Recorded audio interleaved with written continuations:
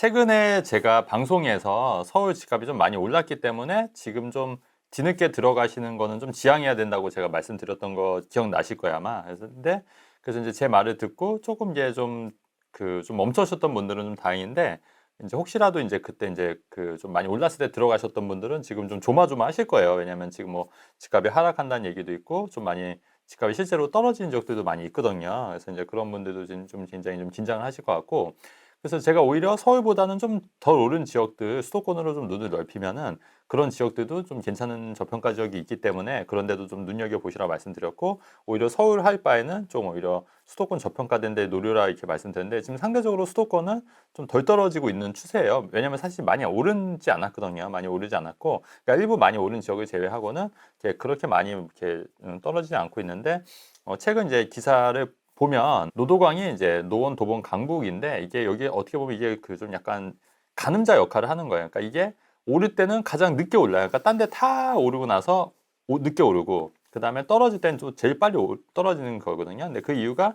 근데 최근에 여기가 좀 더 그럴 수밖에 없었던 게, 보금자리 주택이 9억에서 6억으로 내려왔잖아요. 근데 이제 9억대가 사실 그 노동강에 있는 아파트들이 좀 많았어요. 왜냐면 10억대 언저리에 있는 아파트들이 많았으니까.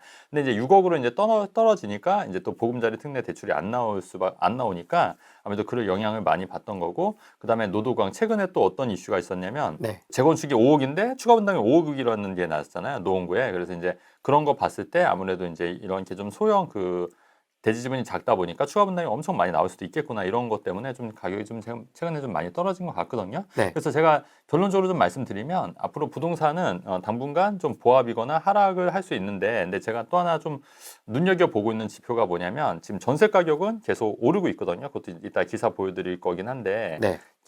전세 가격이 계속 오르고 있기 때문에 이게 작년이랑은 좀 다른 것 같아요. 그러니까 작년은 매매가 전세 가격이 같이 좀 이렇게 떨어졌지 않습니까? 특히 전세 가격이 많이 떨어졌거든요. 작년 연말쯤에는.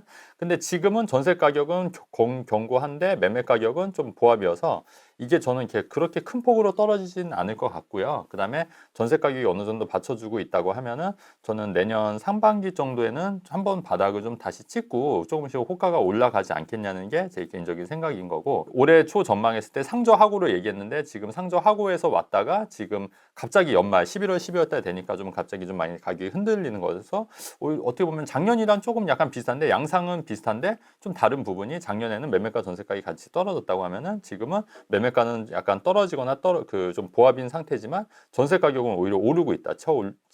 오르고 있다. 이렇기 때문에 요거는 작년과 좀 다른 시점으로 보이는 거고, 그래서 작년처럼 이렇게 그때는 뭐 마이너스 30%까지 이렇게 하락도 좀 있었잖아요. 그래서 그 정도까지 하락은 아니더라도 한 마이너스 한 10%, 20% 정도는 하락할 수는 있을 수도 있다. 일부 지역에 따라서.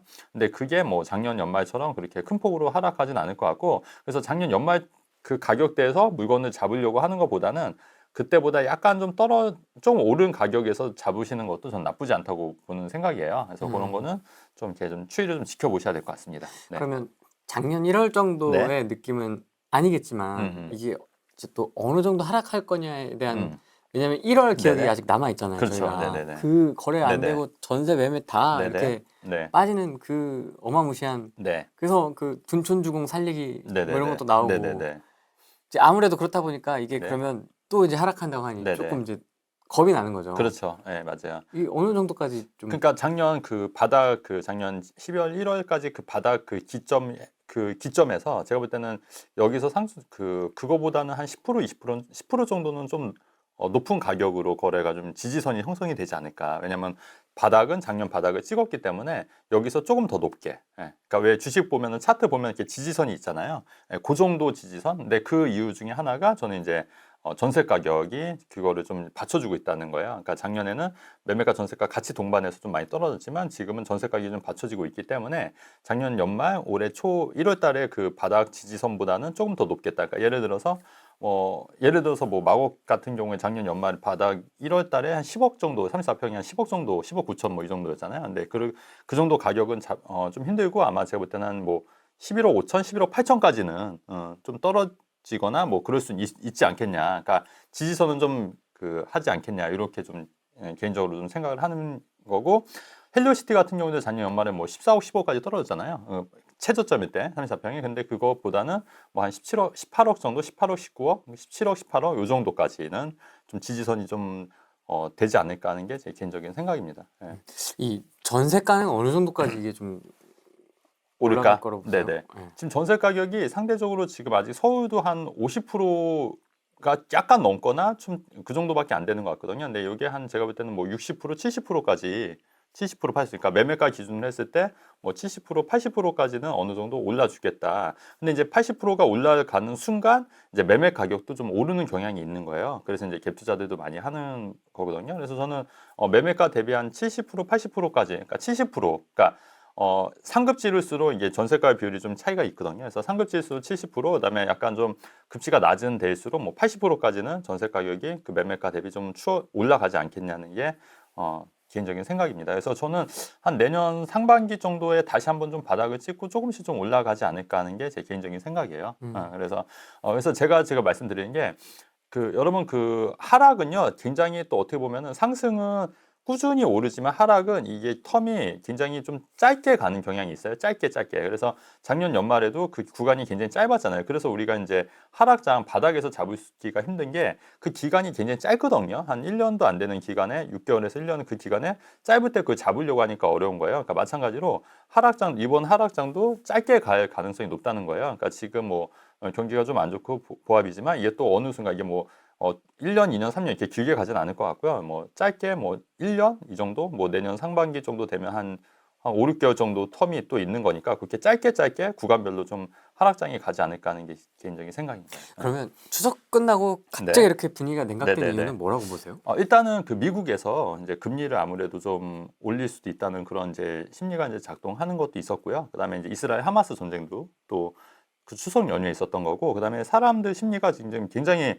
많이 좀 더 얼어붙어 있는 것 같아요. 그러니까 좀 과도하게 좀 얼어붙어 있는 것 같고, 그리고 약간 좀 찬바람 불면 또 이렇게 좀 심리가 좀 얼어붙는 경향도 있는 것 같아요. 그래서 그런 좀 계절적인 요인도 있는 것 같고, 뭐 다각적인 요인이 있긴 한데, 그다음에 또 내년 총선도 좀 있으니까 좀 지켜보자 이런 분위기도 있는 것 같고, 그다음에 그래서 지금은 다 이 집을 살려고 하는 사람들이 다 대기 수요로 지금 묶여 있는 거예요. 그래서 대기 수요가 있다 보니까 이제 매매가보다는 전세 가격이 좀 많이 오르고 있는 추세잖아요. 이제 그런 거 봤을 때도 그래서 시장의 에너지가 여러분 없어졌다고 생각하진 않아요. 저는 그런 에너지들이 지금 다 전세로 지금 돌아가고 있기 때문에 그 에너지가 좀 쌓이고 있다고 저는 개인적으로 생각하고 있는 겁니다. 서울과 수도권에 네. 대한 대표님의 뷰와 함께 네. 이 기사를 이제 아마 가져오신 것 네, 같아요. 네네. 서울 빌라보다 신도시 새 아파트가 낫다. 네네.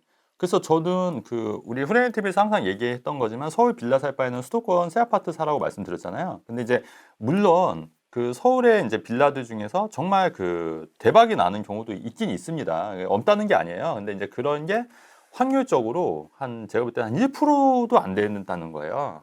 근데 그런 확률적으로 1%가 안 된다는 걸 여러분 일반인들이 그런 빌라 재개발을 투자해서 그 확률을 바늘구멍을 뚫고 가기에는 굉장히 힘들다는 얘기예요. 그래서 그럴 바에는 차라리 경기도 수도권 쪽에 신축 아파트를 사는 게 오히려 더 투자 유망하고 또 실거주도 어느 정도 만족할 수 있다는 말씀을 계속 드렸던 건데, 네. 근데 지금 기사에서도 보듯이 서울 빌라보다 신도시 새 아파트로 택하는 젊은 층들이 아무래도 좀 높아졌다는 얘기인데, 그래서 아무래도 이런 신도시 같은 경우에 공원도 있고 학교도 있고 어린이집도 있고 이런 게 이제 다 인프라가 갖춰져 있다 보니까, 근데 사실 서울은 구도심 같은 경우에 사실 좀 약간 좀 지저분한 면도 있고 약간 신도시보다 좀 덜한 면이 있잖아요. 물론 이제 교통이나 이런 거는 편리할지언정. 서울은 지저분하다. 그럼에도 불구하고 근데 신도시 같은 경우에는 이제 쾌적한 부분이 있기 때문에 사람들이 많이 택하는데, 그리고 또 제가 볼 때는 코로나 이후에 트렌드도 많이 바뀐 게 지금은 자택근무가 굉장히 많아요. 그리고 저도 거의 자택에서 근무하거든요, 집에서. 그러다 보니까 안 나오는 거예요. 그러다 보니까 굳이 내가 이렇게 출퇴근이 안 할 거면 멀어도 상관이 없다는 거고, 실제로 저 아시는 분들도 지금 자택근무 하시는 분들 꽤 많이 있거든요. 자택근무. 요즘은 다 이제 인터넷이나 이런 게 잘 돼 있기 때문에, 그렇기 때문에 점점 이제 신도시 좀 약간 외곽이지만 교통이 서울과 좀 불편할지언정 이런 데서 이제 신축 아파트 같은 경우에 커뮤니티나 이런 북카페라든가 이런 게 되게 잘 돼 있다 보니까 그런 데서 좀 생활하는 걸 만족하시는 분들이 늘어나고 있다. 그래서 이게 어떻게 보면 하나의 추세가 될 것 같다. 추세가 될 것 같다. 그래서 제가 자꾸 말씀드리는 게 지금은 서울보다는 수도권의 신축 아파트 쪽이 오히려 지금 트렌드, 부동산 투자 트렌드에서는 더 맞다고 보는 거예요. 그래서 이런 트렌드는 계속해서 이제 이어갈 거라는 측면에서 말씀을 드리는 거니까 예. 여러분들도 이런 부동산 트렌드를 잘 보고 투자 판단을 하셔야 된다는 말씀을 드리는 거예요. 5평 원룸 월세가 130만 원에도 줄을 섰다는 거잖아요. MZ들이 합류된 거. 여기 그러니까 홍대 근처더라고요. 근데 홍대 이쪽이 서교동 이쪽이 엄청나게 그 사람들이 많이 있잖아요. 그러니까 이렇게 공간으로 이렇게 활용해 가지고 이런 식으로 이제 하는 거거든요. 복합 문화 공간으로. 그래서 제가 볼 때는 그 이거를 딱 보고 제가 느낀 게 뭐냐면 오피스텔 같은 원룸 오피스텔 같은 경우에도 이런 복합 공간을 잘 만들면 임대료나 이런 것도 오르고 그 오피스텔의 가치가 굉장히 많이 상승하지 않을까 이런 생각이 좀 많이 들더라고요. 네. 그래서 이게 전용 면적 18이면 6평밖에 안 되는 거거든요. 굉장히 원룸이에요, 원룸. 근데 그럼에도 불구하고 월세를 이 정도 낼 정도라고 하면은 136만 원. 네, 136만 원이라고 하면은 그만한 가치가 있기 때문에 내는 거지 않습니까? 그렇다고 하면은 이렇게 공용 공간으로 만든다고 하면은 원룸 오피스텔도 요즘 굉장히 안 좋잖아요. 근데 원룸 오피스텔도 상당히 획기적으로 변할 수가 있고 오히려 좀 그 가치가 올라갈 수가 있지 않을까 이런 좀 힌트가 좀 있어서 그래서 제가 생각한 게 뭐냐면 왜 원룸 오피스텔 그 입주자 협의회나 만약에 그런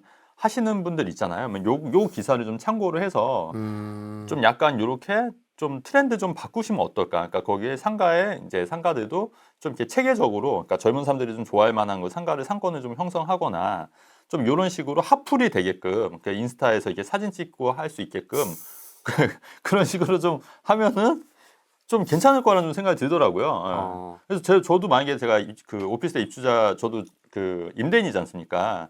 저는 그런 거 안 하거든요. 근데 만약에 하면은 좀 이런 것도 좀 이렇게 해서 개선해서 잘할 수 있을 것 같다는 생각이 들어서 근데 귀찮아서 안 하긴 하는데. 근데 이거는 예. 설계 단계 때부터 좀 이렇게 셋업을 해야 되는 거 아니에요? 네네. 근데 꼭 그렇지는 않은 게 제가 이제 갖고 있는 오피스텔도 이런 공간들이 굉장히 많이 있어요. 이런 공간들이 있는데 그런 공간을 어떻게 활용하고 어떻게 홍보하냐가 또 관건일 것 같거든요. 그래서 예전에 그 양양인가 그쪽에 그 엄청나게 그 휴양지로 개발하신 분이 있더라고요. 양양 그쪽을. 그런 것도 사실 처음부터 그렇게 한 게 아니라 이렇게 이제 핫플이 되게끔 이제 만든 거거든요. 그러니까 사실 이렇게 핫플레이스가 되게끔 만드는 과정도 굉장히 중요할 것 같다는 생각이 들어서 그래서 이 방송 보시는 입주자 협의회라든가 오피스텔 이제 소유주 연합회 같은 거 갖고 계신 분들이 있으면 이런 거를 좀 잘 이 기사를 참고하셔가지고 이렇게 좀 핫플레이스가 될 수 있는 방법들을 좀 만들어 보는 것도 굉장히 저는 어떨까 싶어서 이제 아이디어 측면에서 좀 갖고 와본 거예요. 예. 양양은 저도 좋아합니다. 가봤어요? 가보고 싶습니다. 밤에. 우리 MGPD 그 홍대 136만 원 5평 어때요? 근데 저 여기 가봤어요. 가봤어요? 아, 오. 저 여기 진락관리 있어서 여기 가봤는데 되게 좋더라고요. 어. 근데 여기서 사무실처럼 쓸 거다 하면 괜찮은 것 같아요. 그 정도 돈을 지불하고도. 근데 아직은 그러니까 일하는 것까지 같이 그쵸. 여기서 그냥 제가 지금 프리랜서, 그러니까 약간 그렇게 일하고 있잖아요. 재택근무로. 그러면은 그래서 원룸 오피스텔 요새 뭐 안 좋다 안 좋다 하시는데 이렇게 입주자 협의회들이 이렇게 좀 모여가지고 임대인들끼리 좀 모여가지고 이렇게 좀 이렇게 공간을 좀 잘 꾸며보는 것도 어떨까 싶어서 제가 좀 아이디어 측면에서 갖고 온 거예요. 네네. 시황 좀 정리해봤고요. 네네네. 이제 OP, 네. 네, OP 이야기를 좀 해보려고 네네. 하는데요. 그러시죠. 또 자료를 또 준비해 오셨어요. 네. 제가 원래 자료 잘 준비 안 하는데. 그러니까요. 네. 지중근 대표님이 PPT를 준비했다. 네네. 엄청 중요한 겁니다. 네. 물병 들었다. 엄청 중요한 겁니다. 사실은 제가 여러분 그 오피스텔을 2007년도부터 투자했어요. 그러니까 2007년도만 하더라도 오피스텔 사면 진짜 안 된다 이런 시기가 굉장히 강했거든요. 그러니까 어떻게 보면은 오피스텔 투자한 것 치고는 굉장히 좀 일찍 시작한 편이에요. 오피스텔 투자도. 그래서 2007년도에 제가 이 우린 보보 카운티 제가 실제 샀던 오피스텔인 거예요. 우린 보보 카운티가 어디냐면 9호선. 그 9호선 등촌상 사거리역에서 이제 앞인데 2007년도에는 이게 9호선이 없었어요. 아, 그렇습니까? 예, 이게 없었기 때문에 근데 저는 이제 지도를 보고 이게 생길 거라고 이 출입구가 이쪽에 생길 거라는 걸 알고 있었던 거죠. 어떻게 알아요? 그 이제 이미 다 그게 다 계획이 나와 있어요. 계획이 나와 있기 때문에 그래서 이제 요게 이제 발표가 났고 이제 계획이 났기 때문에 근데 제가 여기를 이제 샀던 이유가 2개월 얼마 샀냐면 제가 8,400에 샀어요. 이 오피스텔을 8,400에 사서 제가 1억 3천에 팔았거든요. 2012년도 13년도에 한 5, 6년 갖고 있다가 이때 팔았는데 그래서 시세차익도 시세차익인데 월세를 제가 한 달에 500에 한 60만 원 정도 받았으니 그 보증금 500에 60만 원 받았으니까 그거 5년치만 해도 얼마예요? 한 거의 한 3천만 원 정도, 3,500 정도 되는 거지 않습니까? 거기에 또 매매 차익까지 얻어서 한 6, 7천에서 굉장히 나쁘지 않았고 여러분 2007년도가 어땠냐면 그 2008년 금융위기였잖아요. 그렇기 때문에 이때 샀어도 요거 그때 2008년 금융위기 때 안 떨어졌어요. 하나도 안 떨어. 오히려 올랐어요 가격이. 그러니까 여러분들이 꼭 그 2008년 금융위기 때 모든 부동산이 다 떨어졌을 것 같지 않습니까? 근데 아니에요. 그래서 그때 오히려 월세를 꾸준히 받고 있었고 오히려 월세는 좀 계속 올랐어요. 시세만큼 시세보다. 그래서 이런 거는 굉장히 괜찮았고 금융위기도 이제 겪을 수 있었다. 근데 이제 오피스텔 관련해서 제가 또 한 말씀 좀 드리면 뭐냐면 오피스텔을 여러분 저는 월세 투자로 샀던 거고 지금도 월세 투자로 사는 거지 이거를 막 전세 끼는 걸로 해서 막 여러 채, 10채, 20채 이렇게 사는 거는 저는 좀 굉장히 위험하다고 보는 견해예요. 그래서 그거는 조금 그 조심하셔야 되는 거고 물론 이제 제가 좀 이따가 그 전세 끼고 투자할 수 있었던 물건도 말씀드릴 건데 오피스텔도 근데 그걸 너무 여러 채 사면은 좀 위험할 수 있다. 이런 부분은 좀 참고해서 좀 보시면 될 것 같다는 말씀 좀 드리고요. 그래서 요거 위치를 좀 볼게요. 든촌역하고 이제 9호선 이게 그 아까 그 바로 역 앞에 있었던 거고 이렇게 위치가 이제 이렇게 있었던 건데 여기가 제가 샀던 이유는 뭐냐면 이 목동 이쪽이 그때 뉴타운 막 재개발 이뤄서 1억 정도 했던 빌라들이 다 2억씩 올랐던 시절이었어요. 그다음에 여기가 삼성 그린코아 아파트 이런 게 3억대 아파트, 염창동 동아 이런 아파트들 3억대 아파트가 다 5억으로 뛰었던 시절이었거든요. 왜냐면 2006년도, 7년도니까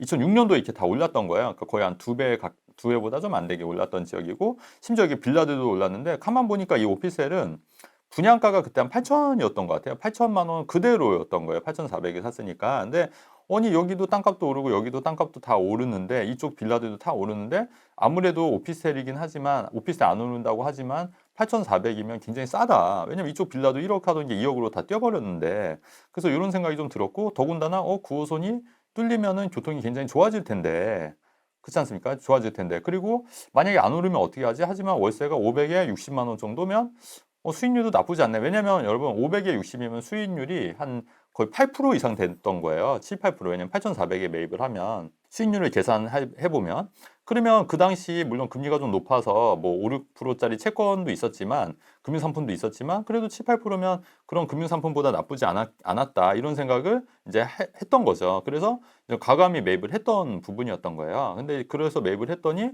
또 이제 가격이 또 계속 오르더라고요. 올라서 또 이제 매도를 할 수 있었다. 이렇게 말씀드린 거고. 네. 근데 빌라도 선택지가 있었고 네. 다른 아파트 갭 투자도 선택지가 음. 있었고 했을 텐데 그 네네. 당시에도 네. 왜냐면 그 분위기가 별로 좋지 않았던 분위기.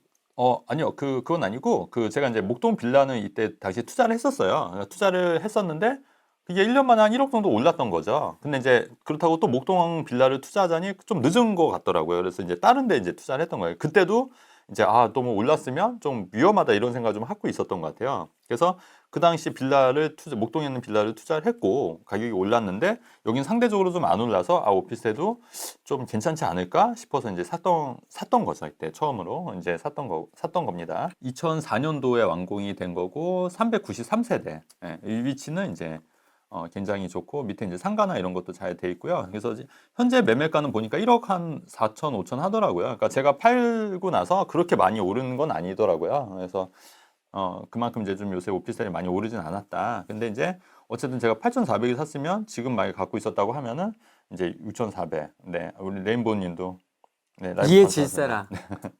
네, 항상 감사합니다. 감사합니다. 네네. 우리 레인보우님도 그다음에 그래서 1억 4,200이니까 한 6천 정도 있었던 거 만약에 지금 제가 갖고 있었다면 그죠? 지금 만약에 판다고 하더라도 6천. 근데 여기는 꾸준히 거래가 되더라고요. 거래가 꾸준히 되고 여기가 이제 복층으로 이제 오피스텔이 돼 있는 거여서 이렇게 돼 있는 거고 이제 여기가 이제 이런 모양으로 돼 있습니다. 나쁘지 않아요. 괜찮았던 것 같아요. 그래서 이게 제가 처음으로 이제 오피스텔 2007년도에 투자했던 오피스텔이고요. 첫 오피스텔 투자입니까? 네. 그리고 나서 제가 이제 또 가만 보니까 여기가 든촌역이었지 않습니까? 든촌역은 급행이 아니에요. 9호선이 급행이 있고 완행이 있거든요. 근데 가양역은 급행이었어요. 가양역은. 그래서 가만 보니까 가양역에 있는 이스타빌 같은 경우에도 1차 있고 그 건너편에 2차 있는데 여기도 그 당시에 9천만 원밖에 안 했었어요. 9천. 조금 이제 오피스텔 좀 올라서 9천이었는데 그래도 여기는 그 가양역이면 급행이니까 그리고 바로 이제 여기 초역세권이 되니까 나쁘지 않겠다고 해서 이스타빌도 요때 이제 매입을 그 당시 이제 했던 거고 그때 이제 9천만 원 거의 9천 정도 뭐 1, 200 깎아서 샀던 것 같아요. 그래서 그렇게 이제 했고 지금 보면은 이것도 이제 그때 그 당시 한 1억 2천에 이제 매도를 했던 거고요. 그 지금 보면 지금 한 1억 3,500 정도 되는 거고 거의 안 월세도 올랐네요. 네, 팔고 나서 거의 안 올랐던 거예요. 그러니까 제가 판 시점도 나쁘지 않았던 것 같아요. 지금 생각해 보니까 판 시점도 나쁘지 않았던 것 같고 그때 뭐 천에 뭐 50에서 60만 원 정도 이 정도 이제 월세 받았습니다. 그럼 지금 첫 번째와 이건 두 번째입니까? 네네 두 번째. 그러면 첫 번째, 두 네. 번째는 각각 네. 다 월세 세팅이고 그렇죠. 그럼 네. 실투자금은 각각 어느 정도 들어갔습니까? 그게 대출을 좀 받았던 것 같아요. 처음에는 나중에 대출 갚더라도 그래서 실투자 금액이 한 3천 정도, 3천, 4천, 3천이었던 것 같아요. 왜냐하면 대출 좀 받고 그래서 월세로 세팅해서 처음에서 60만 원 받아서 이제 이자 내면 한 절반 이상 좀 남았던 것 같아요. 한 3, 40만 원 남았던 것 같아요. 그래서 그렇게 이제 월세 받고 월세도 이제 조금씩 더 올라갔던 것 같고 그 다음에 월세가 또 보증금이 아예 없이 뭐 60, 70만 원 이렇게 받은 경우도 있거든요. 그러니까 보증금 아예 없이 그래서 70만 원 이제 그렇게 되면 이제 수익률이 더 올라가는 거니까 이제 그렇게 또 월세 세팅을 했던 겁니다. 그래서 저는 전세 세팅을 잘 안 했던 것 같아요. 오피스텔은 순전하게 이제 월세 받는 목적으로 했던 것 같고 그래서 여기 그 이스타빌 같은 경우에는 가양역에서 이제 정말 아까 그 입구가 바로 이렇게 뚫려 있는 거예요. 그러니까 나오면 바로.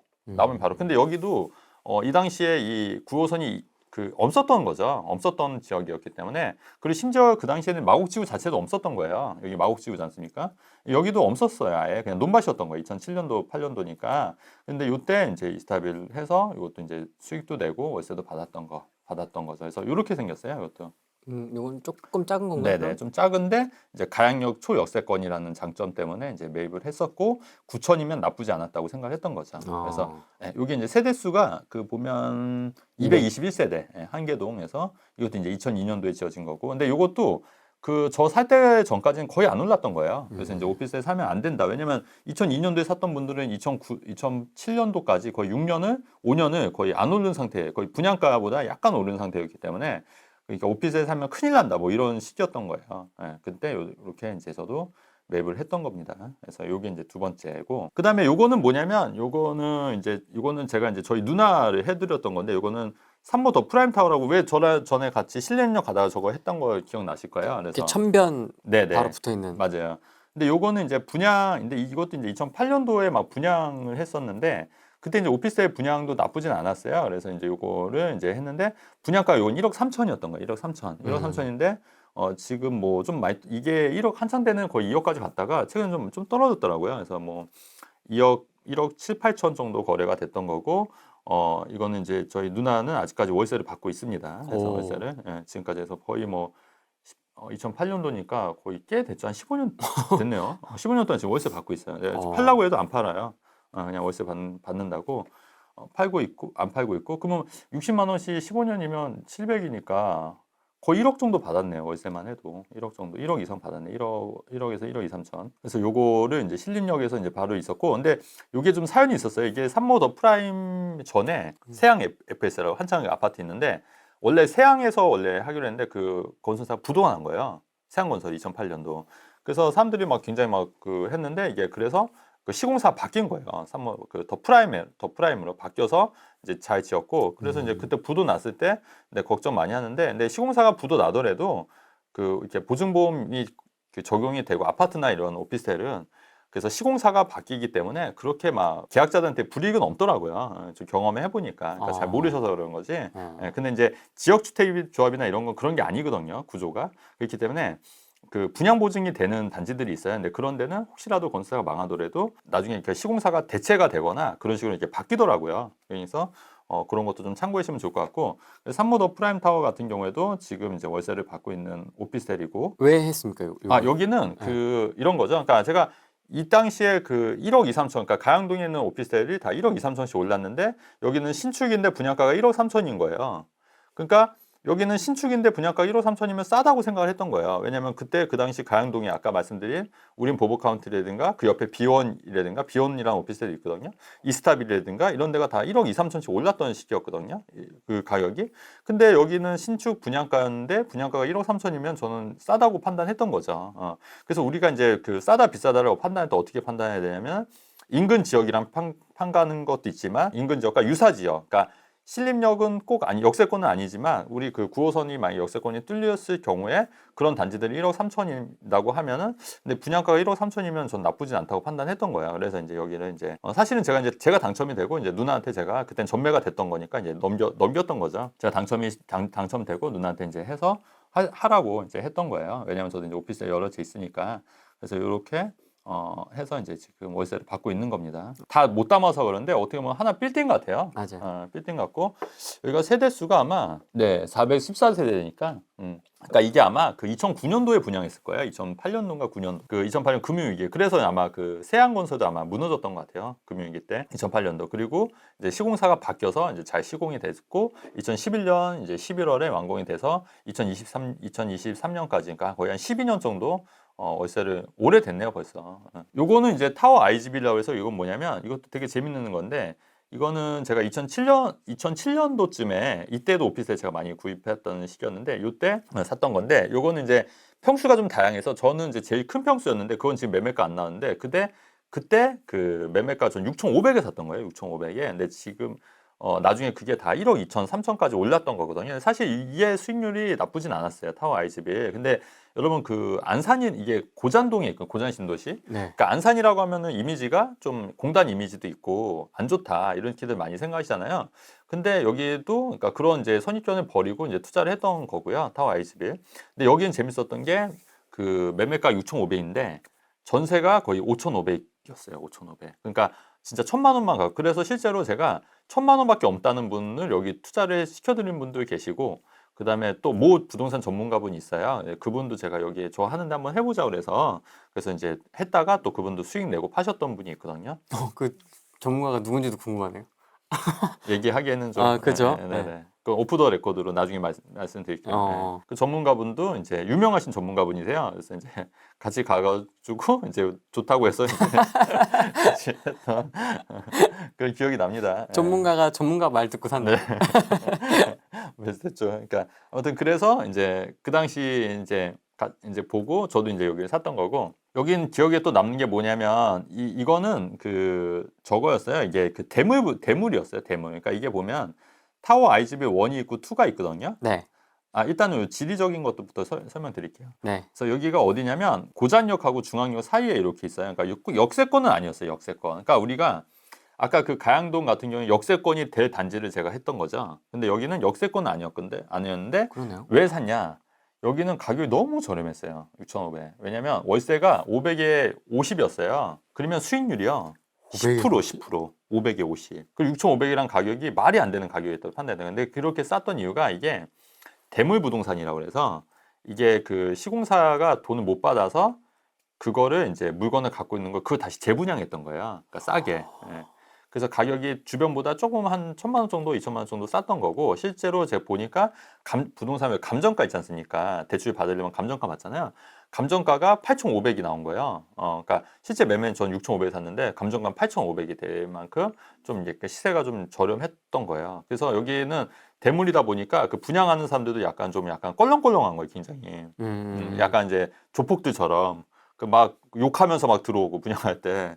근데 이제 약간 좀 어렸을 때니까 좀 무섭잖아요, 약간. 그래도 뭐 이거는 분양이니까 그래서 이제 계약하고 그렇게 해서 이제 월세 받았던 거죠. 월세 받다가 팔았던 거죠. 근데 뭔가 이거 안 좋은 건 아닐까라고 생각할 수 있을 것 같아요. 그래. 초보자 입장에서는. 네, 초보자 입장에서 그랬는데 이제 근데 어차피 법적으로 이런 거는 따로 없었던 거고 또 싸게 했던 거였던 거니까 그렇게 됐던 거고 그래서 그게 이제 그 등기부등본 떼 보면은 막 이렇게 서류 엄청 복잡했어요. 그래서 이제 그거를 이제 다 이제 그래서 일반인들은 조금 이제 하기 좀 어려울 수도 있었던 그렇긴 했는데 그때는 이제 저도 이제 어려웠으니까 그때 제가 이제 30대 초반이었거든요. 30대 초반. 30대 초반이었으니까 그냥 했던 것 같아요. 그냥 했던 것 같고 그리고 그 당시 이제 제 와이프가 이제 첫째를 만삭이었거든요, 만삭. 근데 이제 와이프 명의로 했던 거예요. 이제 와이프 명의로 했는데, 근데 그러다 보면 이제 계약을 해야 되니까 본인이 와야 되잖아요. 그래서 차 타고 와야 돼서 이제 그거 다 진행했던 걸로 기억하고. 네. 근데 그때 저희가 살 때 저희는 이거 한 채밖에 안 샀는데 그때 좀 더 많이 샀어도 괜찮을 뻔했는데 옆에 있는 사람이 이거를 10채를 젊은 여자였거든요, 20대에 그 당시에. 네.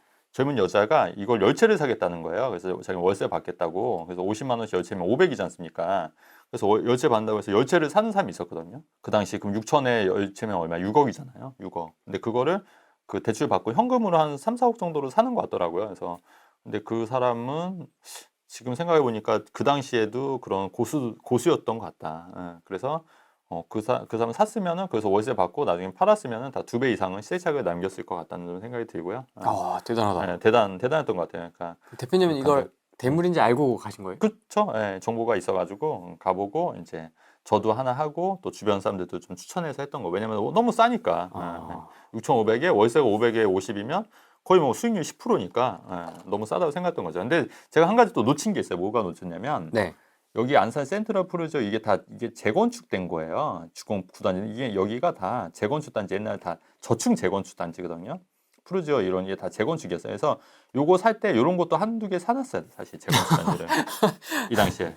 근데 제가 그때까지는 이제 재건축을 아예 좀 관심이 없다 보니까 네. 안 샀거든요. 근데 최근에 또 여기 작년인가 갈 일이 있었는데 이런 게 다 재건축이 됐더라고요. 센트럴 푸르지오 아파트 이게 다 원래는 주공 아파트 아직도 이게 주공 아파트 9단지 남아 있지 않습니까? 네. 이게 아마 그때 다 주공 아파트였던 거예요. 근데 이게 다 이제 새 아파트로 다 들어와서 이제 좋아졌더라고요. 그다음에 여기가 안산 고잔 신도시가 생각보다 여러분 굉장히 좋아요. 굉장히 좋습니다. 안산 그 공단이 아니기 때문에 고잔 신도시 굉장히 좋고 그래서 이제 요 건물인 거예요. 요 건물 아이즈빌 여기 보이시죠? 그래서 나쁘지 않았어요. 근데 여기 아이즈빌 1이 있고 2가 있는데 2가 그 중공 연도가 더 빠른 이유가 이게 중간에 짓다가 망해가지고 이게 아이즈빌 1이었지만 이게 좀 그 중공 연도는 더 늦은 거예요. 2007년도고 아이즈빌 2는 2004년도거든요. 그래서 그런 내막을 아시면 이해가 되실 겁니다. 네, 그래서 이것도 나쁘지 않았어요. 그래서 월세도 꾸준히. 근데 제가 샀던 오피스텔은 전부 다 공실이 난 적이 없었어요. 다 그냥 바로 나간다고 바로바로 들어왔거든요. 근데 그럴만 하죠. 왜냐면 가양동 같은 경우에도 바로 역세권이고 그리고 여기도 당장 역세권은 아니지만 그래도 여기도 이제 위치가 워낙 좋고 그다음에 그 가격이 좀 저렴하다 보니까 월세도 500에 60만 원 이 정도도 바로바로 다 들어왔던 거예요. 그다음에 이쪽에 뭐 공원도 있고 굉장히 뭐 주거 환경이 뭐 열악하지도 않고 나쁘지 않았습니다. 역세권이 아니어도. 네, 역세권이 아니어도. 그러니까 여러분, 그러니까 이런 거예요. 역세권이 아니어도 가격이 저렴하면 살만하다. 저는 그렇게 생각합니다. 그다음에 이제 2014년도로 넘어가는 거죠. 여기는 또 본인 그 후레이도 좀 있잖아요. 얘기. 갔었죠. 예. 저걸 사러. 그래서 피가 붙어 있길래 이 피가 말이 됩니까 이러면서 중개사무소로 바로 쳐고 나왔죠. 네, 피가 얼마였어요 그때? 그때 1,000만 원. 그러니까. 근데 여기 마곡이 요새 많이 떨어졌네. 이게 제가 알기로는 한 2억 4천까지 갔었거든요. 예. 근데 최근 보니까 1억 8천에 나온 물건도 있어요. 지금 1억 8천. 근데 이게 분양가가 1억 3천이었어요. 1억 3,500인가 막 그쯤이었거든요. 그러니까 그 당시 오피스텔은 다 1억 3천 내외였던 거예요. 원룸 오피스텔 가격이. 근데 그때 분양가 1억 3천이었으니까 저는 나쁘진 않다고 봤던 거예요. 그랬는데 요 이제 마곡나루 보타니오 푸르지오. 근데 요 마곡은 워낙 많았거든요. 여기뿐만 아니라 양촌양교 쪽으로도 쫙 이렇게 지도 보면 이게 마곡나루이긴 한데 그러니까 푸르지오시도 있고 마곡나루 롯데캐슬도 있고 여기 다 오피스텔인 거예요. 일선 투레플랜 있고 근데 여기뿐만 아니라 그 양촌양교역 쪽 있지 않습니까? 그쪽으로도 쫙 오피스텔이 엄청나게 들어와서 이거 다 소화가 될까 했는데 웬걸요 다 소화가 되고 다 됐죠. 다 됐고. 제가 그 생각을 했거든요. 갔는데 이게 지금 다 오피스텔 네네. 타운이잖아요. 네네네. 여기가 네. 전부 다. 네. 그래서 이거 어떻게 다 채우지? 네네네. 나는 채울 자신이 없는 네. 거예요. 이거 세입자를 맞출 수 있는 자신이 없는 거죠. 그렇지. 거기에 네. 피까지 주고 산다? 이거 잘 좋은 건 알겠어. 그쵸. 입지가 너무 좋잖아요. 그쵸. 너무 여기 좋죠. 좋잖아요. 네. 완전 바로 앞에 있는데. 그렇죠. 네. 그래서 안 했죠. 그러니까 지금 생각하면 그때 피천도 하는 게 맞았던 거예요. 그쵸. 사실은. 근데 이제 요것도 이제 그러니까 요것도 이제 제가 이제 추천해서 이제 많이 했던 거예요. 사실은 추천해서 많이 했던 거고 그때 저는 이제 한 건 아니고 저는 이제 왜냐면 오피스도 캡처입니다. 여러 가지 있어서 저는 안 했고 이제 여기를 이제 많이 추천해서 많이 했는데 지금 돌이켜 보면은 9호선 그 마곡의 오피스텔 하신 분들은 그래도 큰 손해는 없어요. 왜냐면은 월세 받고 또 이제 월세도 받고 또 매매가도 좀 올랐기 때문에 어쨌든 분양가보다 올랐거든요. 당장 팔아도 그래서 하는데 물론 근데 최근에 좀 많이 좀 떨어진 부분이 있는데 그래도 막 이렇게 큰 손해는 아니다 이렇게 좀 말씀을 드리는 거예요. 마곡나루에 바로 연결돼 있고 이게 9호선이 있고 여기 인천공항철도에 있어서 입지야 뭐 최고죠 뭐 최고. 입지가 최고다. 예, 그런 거고 여기 이제 위치는 이렇게 되는 거고 예, 굉장히 커요. 딱 내리면 웅장합니다. 네네. 탁 맞아요. 예, 잘 지었고. 그 다음에 이제 그 오벨리스크 하나 오벨리스크 요것도 분양가 1억 3,500이어서 요것도 저 해서 지금 한 2억 3천 요거 한 1억 정도 오르는 오피스텔 그때 몇 번 얘기했기 때문에 이건 언제 매수하셨습니까? 이거 2017년도에 한 거죠. 아, 네, 또 2017년도. 비교적 최근이네요. 아 이게 2015년도에 분양을 받아서 2017년도에 완공이 된 거예요. 그죠? 2017년도에 완공이니까. 그러니까 2015년도에 분양 받은 거니까 벌써 8년 됐죠. 분양 받은 지는 이제 입주한 지는 한 6년 된 거죠. 이거는 아직도 저 보유하고 있어요. 네, 그래서 요거는 워낙 이제 입지가 좋기 때문에 요거는 갖고 있는 거고, 근데 위치는 이제 그 위례 중심에 가장 있는 거고요. 오벨리스크 있는 거고, 막 이렇게 세 동짜리 굉장히 잘 지었고, 괜찮아요. 여기는 괜찮고. 앞에 것들보다 더 멋있네요. 훨씬 크고. 네네, 웅장하고 그래서 웅장합니다. 요거, 네, 웅장하고 그래서 이것도 괜찮았고, 근데 요 때가 이제 2015년도에 분양 받은 거니까 요때 가면 요랬어요. 이러면 또 얘기가 네, 달라지지. 그렇죠. 아, 네. 용기가 필요한데요, 이때는. 그렇죠. 예, 그래서 요때 제가 사람들 제가 그 지인들 이제 데리고 가잖아요. 그러면 이제 위아래로 저를 이렇게 쳐다보는 거예요. 사기꾼 아닌가? 이 새끼 뭐냐고. 왜냐면 요때 데리고 가니까 요때. 예, 요때 데리고 가면은 왜냐면 그때는 위례 신도시 자체가 이제 그러니까 머릿속에 이제 상상을 못 하는 거예요, 사람들이. 지금 이 난장판인데. 네, 난장판인데 여기서 뭘 사라는 거야, 지금? 뭐라는 거야? 그러니까 그래서 내가 이거 1,300만만 있으면 된다고. 왜냐면 그땐 피가 안 붙어 있었거든요. 피도 계약금만 있으면 된다. 1,300만 원만 있으면 살 수 있다 오피스텔을. 그러니까 소액으로 투자할 수 있는 게 뭐냐요 저보고. 그래서 아니 그러면은 1,300만 원 갖고 할 수 있는 게 뭐냐요. 아, 그러니까 2천만 원 안 되는 돈으로. 그러면 이거 하시면 된다고. 그래서 데리고 갔어요. 욕했겠는데? 그럼 이제 딱 요런 거예요 분위기가. 그러니까 사람들이 이제 갑자기 말을 안 하고 말을 안 하게 조용해지고. 뭐 어쨌든 뭐 오해도 하고 뭐 그랬죠. 아유 참 웃긴다. 이거 사실 지금 이게 네네. 주차를 그냥 막 맘대로 할 수 있을 정도로 지금 여기가 정리가 안 됐다는 그렇죠, 거잖아요. 그렇죠. 공사판이기 때문에 원래 공사판은 주차가 되잖아요. 이렇게 이런 그렇죠, 식으로 그렇죠. 막 하니까 사람들이 그렇죠. 이거 보면 사실 심란하거든요. 그 마곡도 그랬거든요. 그치. 마곡 그 오피스텔 짓는 쪽도 그렇고 네, 네, 오피스텔 네. 앞쪽 그 식물원 쪽 네. 거기서 난장판이었습니다. 거기도 네, 네. 정리 안 돼 있었고 막 아무데나 차 대도 되고 막 그랬던 곳이어서 그래서 맞아요. 이렇게 덤프트럭 한번 지나가면 막 맞아요. 이렇게 숨 막아야 맞아요. 되고 막 맞아요. 그런 데여가지고 네. 근데 요때 1,300만 원이었으면 사실 돈이 거의 안 들어갔어요. 왜냐면 이게 입주할 때 2017년도 되니까 분양가 1억 3,500이었잖아요. 전세가가 1억 6천 7천인 거예요. 왜요? 그 매매가가 1억 8천원 떼버리고 그 전세가만 1억 6천이 된 거예요. 그러니까 그러면 1,300만 원 넣고 입주할 때쯤 되면 전세 놓으면 대돈은 다 오히려 3천만 원 회수하는 그런 타이밍이었던 거예요. 그러니까 그때 제 말 들었던 분은 근데 한 명 있었어요. 딱 한 명. 그분은 그게 했던 거예요. 근데 이제 대부분의 사람들은 위아래를 그냥 훑고 이제 한 귀로 듣고 한 귀로 샜던 이 거지. 새끼 이러면서 이 새끼 뭐지? 뭐 이런 그런 눈빛으로 이제 쳐다봤던 거죠. 뭐. 억울하기도 하고 좀 섭섭하기도 하고 네, 그렇죠. 망감이 교차했겠네. 근데 이제 그렇죠. 내가 나름 소액 투자처 좀 찾아가지고 챙겨서 그렇죠, 데리고 그렇죠. 갔더니 그렇죠. 위아래를 훑고 내 진심을 몰라주고 그렇죠. 근데 이걸 또 이때 당시에는 증명할 수가 없잖아. 없지.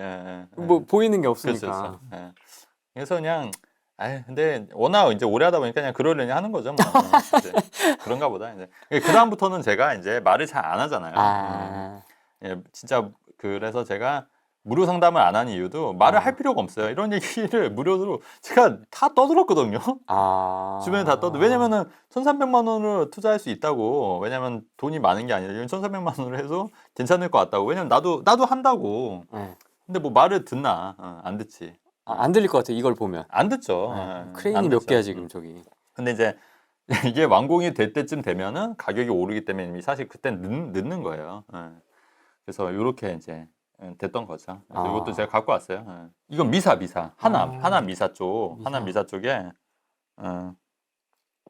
하남 미사 쪽인데 여기도 이것도 2019년도 입주할 때 있잖아요. 이제 다 마이너스 P였어요, 여기가. 아. 근데 여기는 되게 많았던 게 이편한 세상시티, 미사, 하남 미사, 롯데캐슬, 여기 미사 효성, 레이크타워, 레이크파크, 그다음에 힐스테이트 미사 여기 다 있지 않습니까? 여기 미사역이 있어요. 그때는 또 미사역도 개통이 안 됐을 시점이에요. 여기 아마 2020년인가 2021년도에 개통이 됐을 거예요, 아마. 근데 어떻게 사셨어요? 이것도 다 이제 예상하고 했던 거죠. 아, 예상하고. 이런 느낌으로 깔릴 거다. 네. 출구가.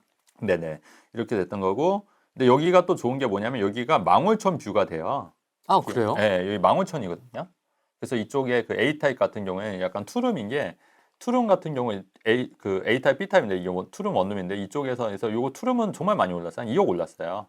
그럼 A타입 투룸 하신 거예요? 아니 저는 이제 그 주변은 추천은 A타입 많이 했었고 저는 그냥 싼 거 했어요. 싼 거. 저는 요거 효성 해리턴 레이크파크. 딴 거네요, 딴 거. 네, 딴 거. 딴 거네, 완전히. 딴 거. 아, 요겁니까? 네, 전 요거 했고 다른 분들은 제가 다 이런 거 추천했거든요. 네. 다른 분들은 네. 음.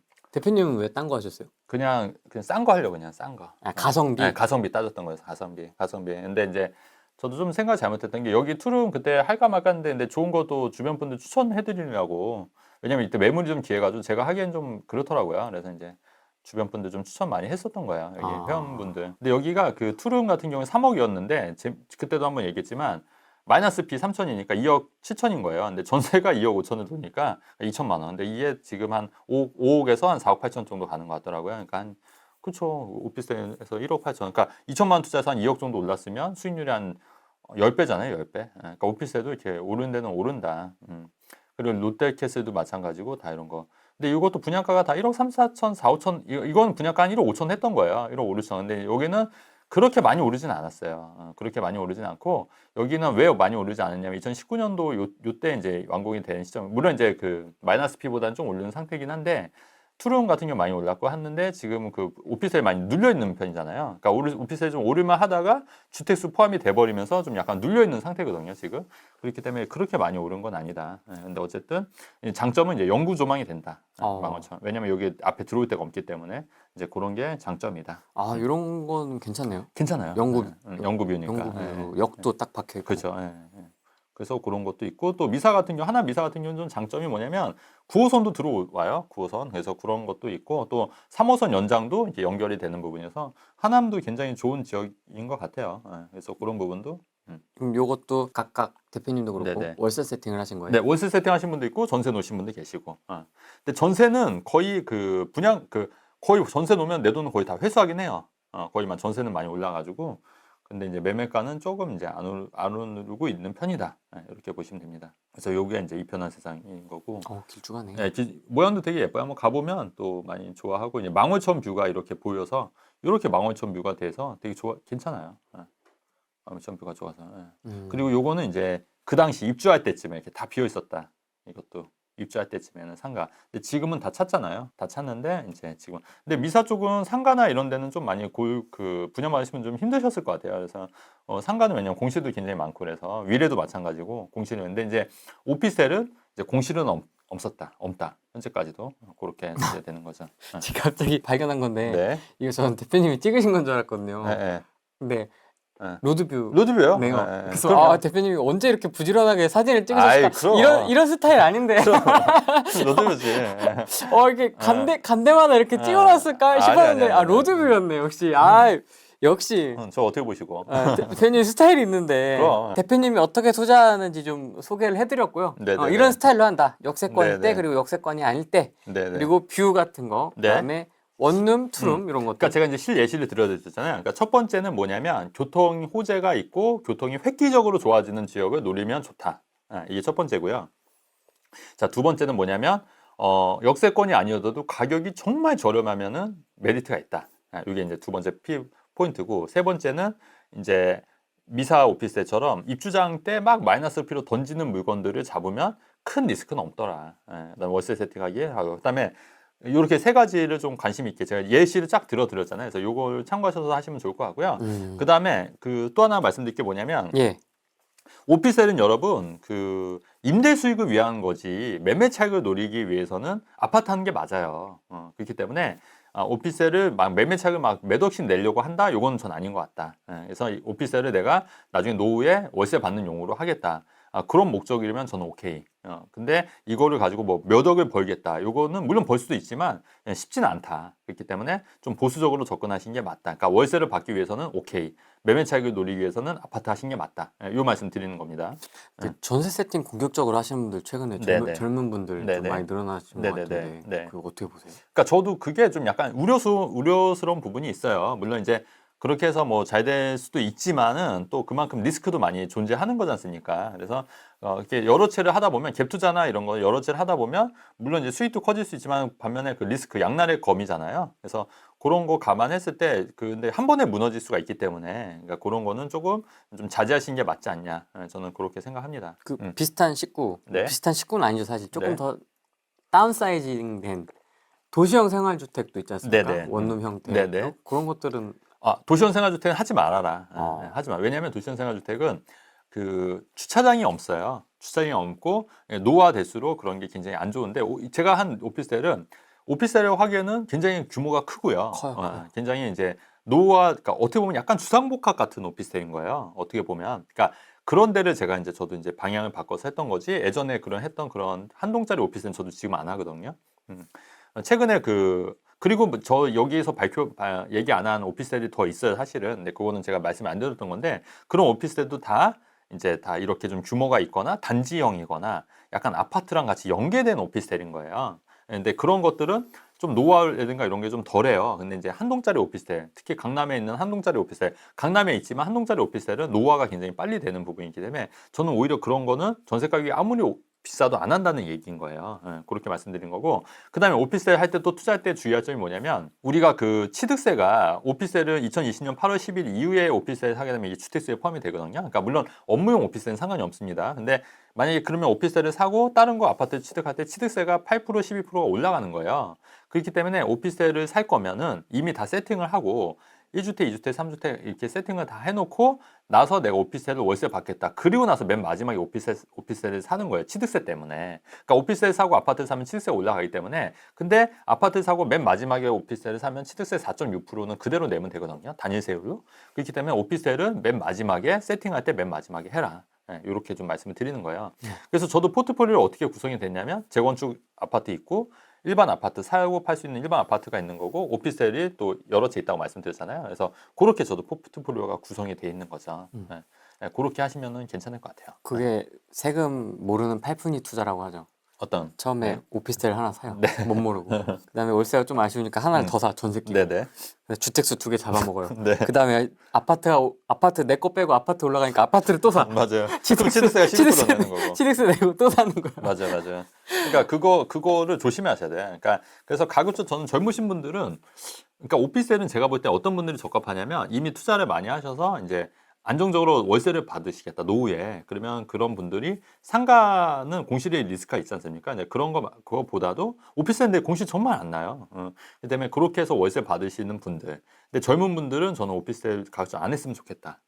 이렇게 말씀드리는 거예요. 특히 20대, 30대는 오피스텔에 투자하지 말아라. 왜냐하면 그분들은 매매 차익으로 저는 그 자산을 더 벌려야 되는 시기거든요. 근데 오피스텔이 그런 좀 한계는 있어요. 그러니까 오피스텔 제가 무조건 나쁘다고 얘기하는 게 아니에요. 저도 오피스텔 투자를 하고 있고 예전부터 했던 거고 월세 받기는 정말 괜찮은데 조금 젊으신 분들은 어리신 분들은 그거보다는 좀 매매 차익을 노릴 수 있는 아파트 위주로 가는 게 훨씬 더 현명하지 않을까 하는 게 제 개인적인 생각인 거죠. 질문이 있습니다. 네네.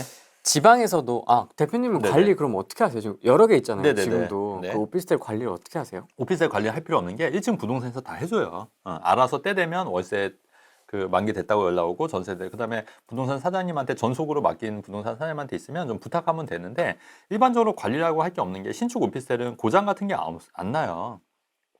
근데 이제 오래된 오피스텔 있지 않습니까? 10년, 20년 차 된 거는 이제 관리사무소 뭐 해서 해야 되잖아요.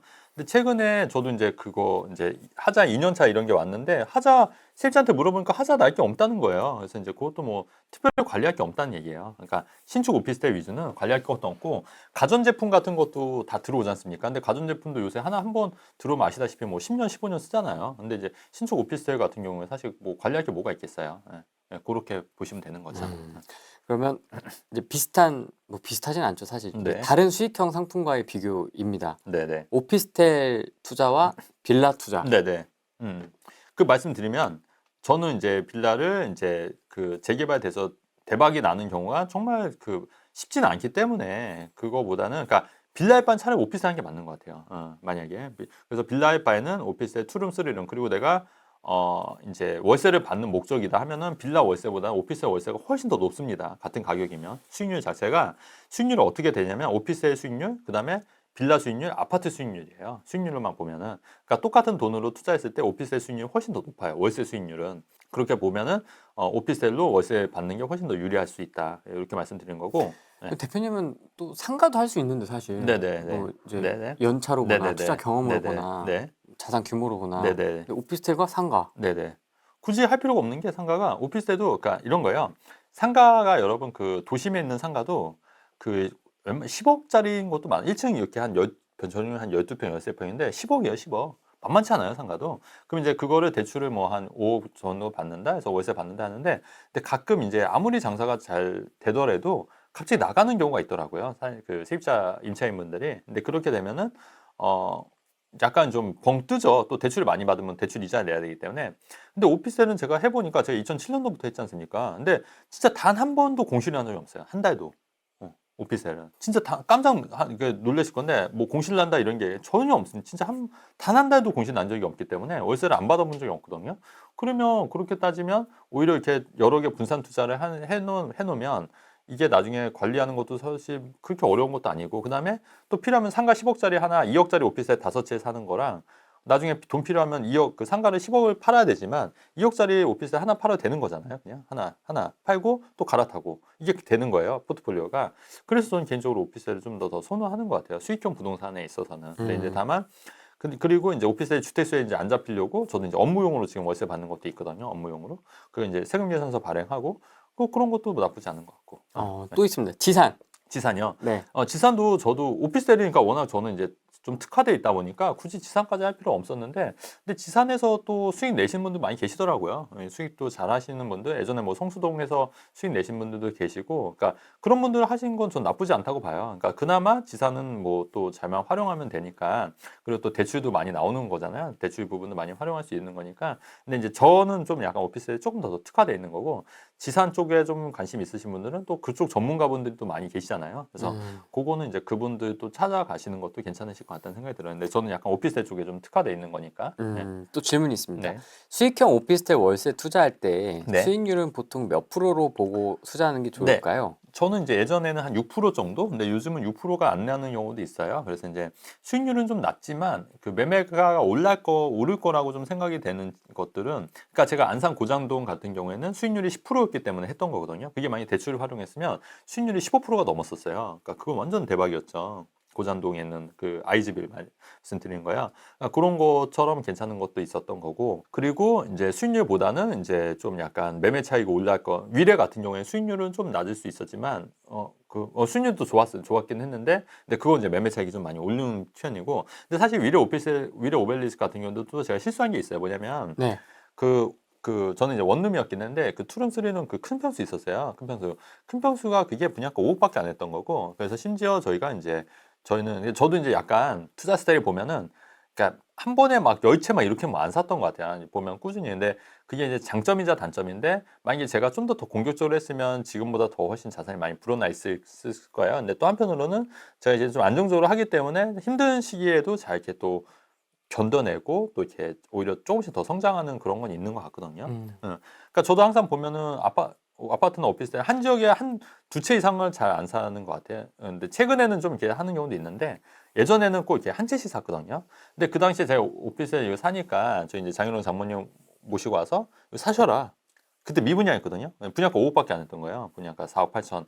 지금 그게 다 10억이거든요. 10억. 네, 그때도 기회가 있었던 거고 그때 제가 만약에 그거 샀으면 아마 5천만 원 투자하고 나머지 전세 놨으면 돈 다 회수했을 거예요. 그것도 스리룸 같은 경우에도. 근데 그때 제가 이제 못했죠. 그때도. 그러니까 저도 놓친 게 여러분 굉장히 많아요. 아까 그 안산 고장 신도시에 그 재건축 아파트 저층 재건축 아파트 단지 그때 샀어야 된다고 제가 생각했었잖아요. 그때 그런 생각 잠깐 했었는데 이게 또 하기가 또 부담스러운 거예요. 또 돈을 내고 내 돈 갖고 투자하기가 또 오벨리스크도 이거 돈 될 거 알겠는데 제가 100%로 확신할 수가 없지 않습니까? 그러니까 또 자금이 또 여러 개 투자하는 것도 있고 하니까 좀 하나만 하고 좀 안정적으로 가자 이런 생각을 했던 거거든요. 예. 그래서 이제 못했던 건데 지금 생각하면 그런 게 아쉬움이 남는 거죠. 예. 근데 그 아쉬움보다는 장점이 훨씬 더 많은 것 같은데. 왜요? 지금까지 어떠냐? 어쨌든 사라지지 않고 잘 버티게 해주는 그치. 요소 중 하나잖아요. 음. 이게 뭔가 하나 삐끄덕했어도 그쵸. 예. 그것만 잘라버리면 되니까. 그렇죠, 그렇죠. 그러니까 그렇기 때문에 제가 이제 2004년도부터 2023년까지 거의 한 20년 동안 투자하면서 2008년 금융위기도 겪었고 2012년 뭐 그리스발 위기도 겪었고 다양한 경우가 있지만 저는 끄떡없거든요, 사실은. OP 매도는 어떻게 진행하십니까? 이게 왜냐면 아파트하고 달리 네네네. 매도가 쉽지가 않다는 의견들이 좀 많아서. 맞아요. 그게 왜 그러냐면 최근에 더 안 팔려요, 최근에. 네, 네. 근데 예전에는 그렇게 안 팔리지 않았어요. 그러니까 예전에 제가 파는 시점이 뭐 2012년도, 13년도 요때만 하더라도 오피스텔을 또 이렇게 많이 산 사람들이 괜히 많이 있었거든요. 그냥 안 팔리지 않는데 최근에 안 팔리는 이유가 그 주택수 때문에 그래요. 취득세 주택수 포함해. 왜냐면 오피스텔 조그만 거 하나 있어서 아파트 살려고 봤더니 이거 오피스텔 때문에 취득세가 8%라고 하면은 그것도 많잖아요. 그래서 그렇기 때문에 이게 빨리 해제가 돼야지 좀 매매가 된다. 그러면 안 팔릴 때 이걸 억지로 팔아야 되냐? 저는 그것도 아니라고 봐요. 그냥 월세 받으면 돼요. 그러니까 전세 놓고 있으면 빨리 돈 벌어서 월세로 받으세요. 월세 받으면 은행 이자보다는 나니까. 근데 월세 받으면 나쁘지 않아요, 진짜. 생각보다 오늘도 하나 월세 들어올 날이거든요. 오늘 그러면 기분이 괜찮아요. 우울하다가도 띵동 하면은 좀 기분이 나아지는 게 있거든요. 저는 지난주였습니다. 그러니까 근데 큰 돈은 아니지만 그래도 기분이 그러니까 한번 인생에 한번 월세 받아보는 것도 그러니까 임차인 입장에서 임대인 입장이 돼보는 것도 나쁘진 않다. 예. 네. 한번 그런 경험을 해보는 것도 갑자기 그 괜찮다. 생각이 나네요. 네. 첫 월세 받았던 네. 생각이 나요. 그 기억나세요? 그 첫 월세 받았을 때 그 몽글몽글한 그 감성 기억나세요? 그렇죠. 그 갑자기 되게 그 묘해요. 그래서 맨날 내가 돈을 안 해도 일을 안 해도 돈을 버는 맨날 거니까. 그 제가 이제 도생 반지하 이런 데 살았잖아요. 그래서 살면서 이제 월세를 내다가 그걸 딱 한번 받으니까 되게 기분이 묘합니다. 진짜로. 그죠? 맞아요. 그러면 그 매도할 때 네. 물건을 받아줄 매수자도 먹을 게 있어야 되잖아요. 그렇죠. 네. 그러면 그 사람도 바보가 아닌 이상은 네네. 수익률을 따져보고 온단 말이에요. 그렇죠. 네. 그럼 매도가를 어떻게 잡으세요? 그거를 그래서 여러분 또 생각이 뭐냐면 오피스텔을 월세를 가급적 높게 받는 게 맞아요. 그러니까 왜냐면 수익률을 높게 해야지 살 사람도 메리트가 있는 거예요. 그러니까 그래서 어떤 분들은 너무 그 임차인들 보호한다고 해서 그냥 시세보다 너무 낮게 이렇게 놓으시는 분들 계시거든요. 근데 그게 그렇게 되면 이제 시장에 오히려 교란이 일어나는 거예요. 그래서 그런 분들은 이제 본인은 선의로 했다고 하지만은 나중에 또 팔 때 또 안 팔리는 거고 또 너무 그 월세를 싸게 놓으면 그 다른 분들도 다른 임대인들도 약간 좀 그 여기에 맞춰서 또 왜 저기는 그렇게 돼 넌 비싸냐 이런 얘기를 들을 수도 있는 거기 때문에 그 정도는 아닌 거 그렇게 하시는 것보다는 좀 시세에 맞게끔 월세 놓는 게 맞는 것 같아요. 그리고 가급적 시세에 맞게 놓아야지만 또 그게 또 매도도 잘 되는 거거든요. 그래서 가급적 저는 돌이켜 보니까 월세를 최대한 높게 했기 때문에 잘 나갔던 것 같아요. 왜냐면 수익률을 맞춰줬기 때문에. 그래서 수익률을 너무 낮게 월세를 낮게 놓는 거는 나중에 매도하실 때도 맞지 않고 시장에도 좀 약간 안 좋을 수 있기 때문에 그거보다는 좀 월세를 시세만큼은 올리는 게 맞다. 저는 좀 개인적으로 그렇게 생각하고 그리고 오피스에 할 때 한 가지 주의할 게 있는데 저희 회원분 중에 실제 사례긴 한데요. 예. 그 비과세인 줄 알고 팔았는데 오피스텔을 하나 갖고 있었던 거예요. 그래서 오피스텔이 아니어서 세금 한 1억 정도 내셨던 거예요. 근데 오피스텔을 이분이 생각할 때는 오피스텔은 주택이 아니어서 오피스텔에서 그렇게 생각을 했다. 근데 여기에 그러니까 여러분들 정말 명확하게 아셔야 되는 거예요. 명확하게 뭐냐면 오피스텔은 주거로 쓰면 주택인 거고요. 사무실 업무용으로 쓰면 업무용인 거예요. 근데 이분은 전입이 돼 있는 세대가 있었기 때문에 전입 신고가 된 세대가 있었기 때문에 주거로 받기 때문에 양도세 나왔던 거예요. 그다음에 청약일 때 여러분 청약일 때 오피스텔은 주거로 안 본다고 그랬죠. 오피스텔은 주택으로 안 보는 거예요. 그러니까 청약일 때 오피스텔 주거로 안 본다는 얘기를 듣고 내가 팔 때 양도세 때도 오피스텔은 주택으로 안 볼 거야 이렇게 생각하시면 안 된다는 얘기예요. 그러니까 청약일 때 대출일 때 뭐 세금 종부세 낼 때 양도세 낼 때 다 달라요 여러분. 다 달라요. 그렇기 때문에 그런 거를 다 하나씩 다 체크를 해보셔야 된다는 얘기예요. 그러니까 그래서 이분은 안 내도 될 세금을 1억을 내셨다고 굉장히 하셨고 그리고 나서 부동산 공부를 해야겠다고 이제 다짐을 해서 이제 저한테 이제 상담받으러 오셨던 부분이거든요. 그래서 그러니까 우리가 한 가지만 딱 놓쳐도 내가 안 내도 될 그런 1억이라는 돈이 사실 여러분 벌려고 해보세요. 얼마나 힘든 돈이에요. 그걸 세금으로 안 내도 될 돈이었는데 세금을 낸다고 했을 때 얼마나 억울했겠어요. 그러니까 그런 것도 참고하셔야 됩니다. 그럼 생돈 내셨네요. 그래서 생돈 내셨죠. 어떻게 할 수가 없죠, 그거는. 이런 것도 질문이 많죠. 네네. 강남에 분양하는 가격대가 높은 하이엔드 하이엔드 오피스텔 오피스텔 투자 네네. 가치가 있는지 궁금합니다. 일단은 여러분 그거 추천하신 전문가도 있었는데 저는 반대입니다. 아 반대. 그거 추천한 사람 뒤에서 뽀찌 맞. 모르겠어요. 뭐 근데 그거 있었는데 저는 반대였고 여전히 저는 반대고 차라리 그 돈으로 비싸요 굉장히. 차라리 그 돈으로 강남 아파트 사라. 차라리 그 돈으로 살 수 있다. 강남 아파트 살 돈으로 하이엔드 오피스에 사는 건 아니라고 봐요 저는. 그래서 그거를 만약에 정말 내가 돈이 좀 썩어 넘친다. 돈이 썩어 넘치고 이미 강남 아파트 다 있고 나 그냥 사무실로 쓰겠다. 하이엔드 오피스를 하이엔드- 사무실로. 사무실. 그것까지는 제가 말릴 수 없지 않습니까? 그런 분들은 하셔도 된다. 근데 그렇지 않은 분들은 안 하시는 게 어떨까? 그리고 실제로 하이엔드 오피스에서 지금 좀 많이 떨어졌어요. 그때 하셨던 분들은 좀 많이 후회하실 거예요. 지금 뭐 계약금 날리니 많이 뭐 이런 얘기들도 많이 있기 때문에 그래서 그거는 잘 안 하는 거다. 아까 한강뷰 오피스에도 마찬가지예요. 그러니까 진짜 돈이 정말 내가 많아서 내가 그냥 사무실로 쓰겠다. 나 한강 보면서 오피스 해야겠다. 오케이 그거는. 하지만 내가 그 돈, 그러니까 제 말은 효율을 보자는 거예요. 효율. 그 돈으로 요거를 하는 게 더 효율적이냐, 아니면 요 오피스를 하는 게 효율적이냐, 요 말씀을 좀 드리는 거죠. 네, 가성비와 투자 네네. 수익률. 그렇죠. 네. 또 질문 있습니다. 혜이님, 이것도 질문 좋네요. 네네. 5억짜리 원룸 건물과 네. 오피스텔 3개. 그러니까 다가구 대 네네. 오피스텔 다수. 네네네. 그러니까 저는 만약에 이게 주택수에 다 포함되면, 근데 다가구도 여러분 그 원룸 건물도 다가구 같은 경우에 만약에 이게 뭐 빌라형으로 많이 하면 그것도 그 세대수에 포함이 되는 거고요. 네. 그게 아니라 만약에 내가 다가구. 단독으로 하게 되면 그거는 상관이 없는데, 근데 원룸 같은 경우는 요즘 추세가 많이 그 수요가 좀 줄어들고 있는 추세예요. 왜냐면 사람들이 이런 오피스텔이나 약간 좀 이런 인프라가 있는 데로 좀 가다 보니까 지방 같은 경우에도 원룸이 예전만큼 안 찬다고 좀 그런 소리 좀 듣고 있거든요. 그래서 저 같으면 차라리 원룸 그다음에 관리하기도 힘들고, 왜냐면 그거는 오피스텔은 관리단이 있어요. 관리단이 있어서 어느 정도 관리를 하는데 원룸 건물은 본인이 다 관리를 해야 되는 부분이 있기 때문에 저 같으면 오피스텔 세 채로 갈 것 같아요. 저 같으면. 저는 그래서 원룸 건물. 그래서 저도 안 그래도 그 예전에 그 상가주택지를 제가 3개를 갖고 있었다고 말씀드렸잖아요. 그 점포경연 택지를 3개를 갖고 있어서 그 점포경연 주택을 지으려고 했다가 귀찮다. 그냥 이 돈으로 그냥 오피스텔이나 아파트에서 월세 받자, 소형 아파트에서 월세 받자 이렇게 해서 저도 턴을 한 경험이 있거든요. 근데 저도 정말 많이 고민해봤는데 그냥 그 형식상 건물주지, 그런 점포경연 주택 갖고 있으면 어쨌든 건물주잖아요. 네, 그냥 그러면 내가 건물주를 택할 거냐, 아니면 이런 아파트나 오피스텔 여러 채에서 좀 실이익을 효율을 따질 거냐 봤을 때 저는 효율을 좀 더 추구해서 이럴 쪽으로 좀 방향을 좀 턴했거든요. 저도 그 건물 지으려고 저도 정말 많이 고민했었어요. 근데 했는데 제가 내린 결론은 이거보다는 그냥 오피스텔이나 소형 아파트에서 월세 받자. 어차피 월세 받는 거 똑같다. 그렇게 해서 이렇게 좀 약간 턴을 한 경우이기 때문에. 근데 이제 또 이런 네. 것도 있지 않습니까? 네. 다가구는 네네.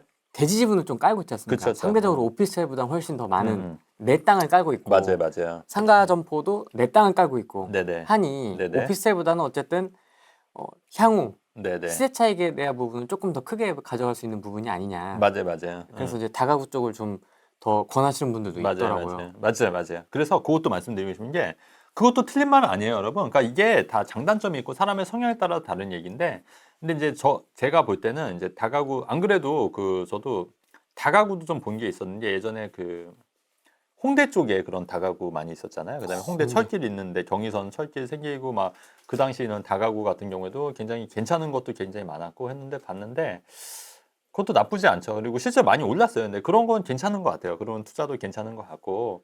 근데 이제 저는 아무래도 이제 좀 약간 다주택으로 포지션을 가다 보니까, 또 다가구 같은 경우에는 이제 이미 이제 돈이 또 많이 들어가게 되면은 또 다주택 포지션이 안 되는 거잖아요. 그러니까 저는 약간 그걸 반반 밸런스에 맞춘 것 같아요. 그러니까 다가구 주택, 그것도 만만치 않아요. 서울의 다가구도 몇십억 해요. 근데 그거를 사는 것보다는 그러니까 아파트 여러 채와 오피스텔을 그렇게 좀 세팅하자. 그다음에 뭐 재건축 아파트도 좀 세팅하고 이런 식으로 좀 분산 투자 차원에서 포트폴리오를 구성한 것 같거든요. 근데 어떤 분들은 그거를 한 방에 다가구 주택을 하는 분들도 계실 거예요. 근데 그것도 좀 나쁘지 않다. 근데 저는 약간 분산 투자한 거죠. 지역적으로, 이제 위치적으로. 그러니까 좀 나눠서 이제 투자한 거죠. 그러니까 똑같이 예를 들어서 뭐 10억, 20억이란 돈이 있다면 저는 그거를 아파트 몇 개, 오피스텔 몇 개 이렇게 포트폴리오 구성한 거고, 이제 그분들은 이제 다가구로 이제 포트폴리오 구성한 거죠. 대표님은 참 이렇게 무겁게 하나에 투자하는 걸 좀 별로 안 좋아하시니까. 그렇죠. 이렇게 막 근데 무겁게 한두 개 투자한 것도 있잖아요, 사실은. 그런 거는 실거주. 실거주용이고, 나머지는 이제 좀 분산해서 투자하는 스타일인 거죠. 그러니까 그렇기 때문에 좀 가볍게 하는 투자 스타일이기 때문에 저랑은 약간 좀 스타일이 다른 것 같아요. 우리 MZ는 답을 알고 있을 겁니다. 다가구 살고 싶으세요? 오피스텔 살고 싶으세요? 임차인으로 오피스텔. 오피스텔. 당연하- 맞아. 샵 스칸센 이거 해야 되거든. 샵 스칸센, 샵 보타닉 푸르시오 이거 해야 되거든. 그 헬스장 가서 이렇게 해야 되거든. 그쵸, 샵 그쵸. 오운완 이거 해야 되거든. 그쵸. 근데 살아봤거든요. 에? 런던도 살아보고 오피스텔도 살아봤는데 예. 오피스텔이 훨씬 좋아요. 아. 환경이. 뭐 5만 원, 10만 원 더 내더라도. 네, 당연. 그렇죠. 10만 원 더 내도. 그쵸.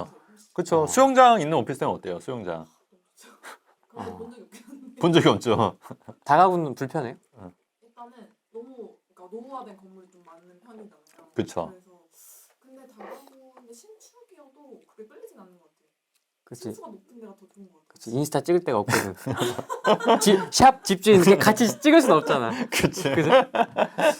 샵 짓지. 네, 샵뭐 이런 거 없잖아. 이게 샵이 없잖아. 샵이. 네, 답이 나온 것 같습니다. 네네. MZ들에게 네. 먹히는 주거 형태. 월세를 많이 받기 위해 네. 내부 주거 시설 네네네. 안에 내부를 어떻게 좀 가치를 높이려고 노력을 하세요? 그러니까 그런 분들 계시더라고요. 그러니까 구축 오피스텔을 사서 막 인테리어도 하고 몇 천만 원씩 들여서 막 이렇게 등도 달고 막 하셔서 월세를 한 5만 원, 10만 원 높이는 거예요. 네. 근데 저는 그렇게 안 해요. 아무것도 안 하십니다. 아무것도 안 해요. 저는 아시잖아요. 저희 그냥 신축 사고 아무것도 안 합니다. 귀찮아요, 그냥. 예. 그냥 예. 외모 자체가 무기라서 제가 볼 때는 그 월세 계약하는 거 제가 봤거든요. 사실 이걸 뭐 방송에 담진 않았는데 가서 봤어요. 근데 뭐 대학생하고 대학생이 계약하는 것 같은 느낌으로 아 그래요? 약간 그런 느낌으로 응. 누가 세입자고 누가 집주인인지 모를 정도로 약간 그렇게 좀 인상이 그러니까 편안하니까 응. 세입자들이 제깍제깍 계약을 하는 게 아닌가. 그것도 되게 쉽게 하셨잖아요. 그렇죠. 그죠? 예. 네. 그렇긴 하네. 얼굴이 무기다. 왜 그래요 또? 왜 그래? 뭐 그런 느낌이 좀 들고요. 네. 한강뷰 오피스텔, 뭐 당산 네네네. 쪽이나 네네. 뭐 네. 제 개인적인 로망은 청담자이 뭐 이런데 네네네. 뭐 그건 아파트긴 하지만 그렇죠. 네. 네, 당산 쪽도 네. 있고요. 그 소형 원룸 네네. 오피스텔 있잖아요. 네네. 한강뷰 쪽에. 네. 그 당산동 쪽의 오피스텔은 규모가 큰 건 없어요. 그러니까 한강뷰 있는 오피스텔은 그 예전에 그 땅 자체가 이제 좁기 때문에 구축이거나 이제 도시형 생활주택에 있는 오피스텔 몇 개 있는데 그런 거는 이렇게 투자 가치는 이렇게 높지는 않아요. 그러니까 다만 한강뷰가 있다고 하더라도 이제 그 상품 자체가 이제 워낙 이렇게 막 선호하는 어떻게 보면 약간 빌라용 오피스텔이라고 보시면 되는 게 맞거든요. 네, 그렇기 때문에 그런 거는 이렇게 그렇게 투자 메리트가 있는 건 아니라고 보시면 돼요. 오피스텔 가격이 싸다는 기준 어떻게 잡으십니까? 그러니까 이런 거죠. 아까도 제가 좀 예시를 들었는데 이제 저는 이제 기준선을 1억 3천으로 잡았던 거예요. 그래서 그 당시 원룸 오피스텔 1억 3천보다 싸다. 그러면 저는 오히려 좀 신축인데 싸다면은 이제 청약이나 이런 것도 넣었던 거고 위례 오벨리스크 했던 이유도 1억 3,500이면 그 정도 신축인데 위례에서 그 가양동이 1억 3천이었던 게 1억 8천까지 갔던 그때는 이제 1억 8천까지 갔는데 위례 오벨리스크가 1억 3,500이면 싸네. 이게 이 생각이 되는 거죠. 그러니까 시세를 어느 정도 알고 있으면 이게 연관이 되는 거예요. 그러니까 제가 위례 오벨리스크를 과감히 할 수 있었던 이유가 1억 3,500이 분양가였는데 그때 이제 제가 가양동이나 이런 오피스텔이 1억 8천까지 올랐던 시기였던 거예요. 1억 6천, 6천 7천에서 올랐던 거예요. 1억 2, 3천 올랐고 좀 더 올랐던 1억 5, 6천까지 올랐던 시기였기 때문에 아니 여기 아무래도 위로 오벨리스크가 신축인데 3천만 원이 더 싸다는 건 이해가 안 되는데 이런 게 이제 판단했던 거죠. 그래서 이제 과감히 했던 거고 주변 사람들한테도 하라고 얘기를 했던 거예요. 그러니까 그 싼 기준을 본인이 갖고 있어야 돼요. 지금 제가 생각하는 싼 기준은 제가 수도권의 아파트 6억 이하면 저는 3, 4평 6억 이하면 저는 싸다고 봐요. 5억대면 4억대 5억대면 저는 굉장히 싸다고 보는 거거든요. 그러니까 그런 기준들. 입지가 조금 빠져도요? 네, 입지가 좀 빠지더라도 왜냐하면 지금 계속 분양가가 계속 오르고 있기 때문에 그러니까 우리가 생각할 때 그 2년 전에 5억대랑 지금 또 2년 지금 현 시점에서 5억대 아파트는 굉장히 또 싸게 보이는 거예요. 마찬가지로 2년 후에 5억은 또 굉장히 좀 싸져 있을 거란 얘기예요. 그렇기 때문에 그런 기준을 명확하게 좀 갖고 있으면 내가 좀 싸다 비싸다를 너무 어렵게 판단하지 마시고 어느 정도 판단할 수 있지 않을까. 전 지금 개인적으로 좀 그런 생각이 드는 거죠. 그러면 오피스텔 월세 세팅할 수 있는 네. 종잣돈하고 네. 청약할 수 있는 종잣돈이 있습니다. 네. 수도권. 네네. 뭐 당연히 청약해야죠. 청약을 하는 게 맞다. 그렇죠. 음. 당연히. 왜냐면 그거는 여러분 그 수도권에 있는 웬만한 아파트 잘만 사면 매독 오르는 건 사실 일도 아닐 수도 있어요. 제가 그런 예시는 계속 보여드렸잖아요. 실제로 그 차익 나는 것도 굉장히 많았고, 그래서 아파트는 여러분 그 3, 4억, 4억 오르는 게 가능해요. 근데 원룸 오피스텔이 3, 4억, 4억 오르는 게 가능하냐고요. 그러니까 똑같은 돈이 들어갔을 때는 당연히 아파트 청약으로 가는 게 맞다. 최소 그래야지 한 2, 3억 정도는 올려준다. 저는 그렇게 보는 거죠. 네.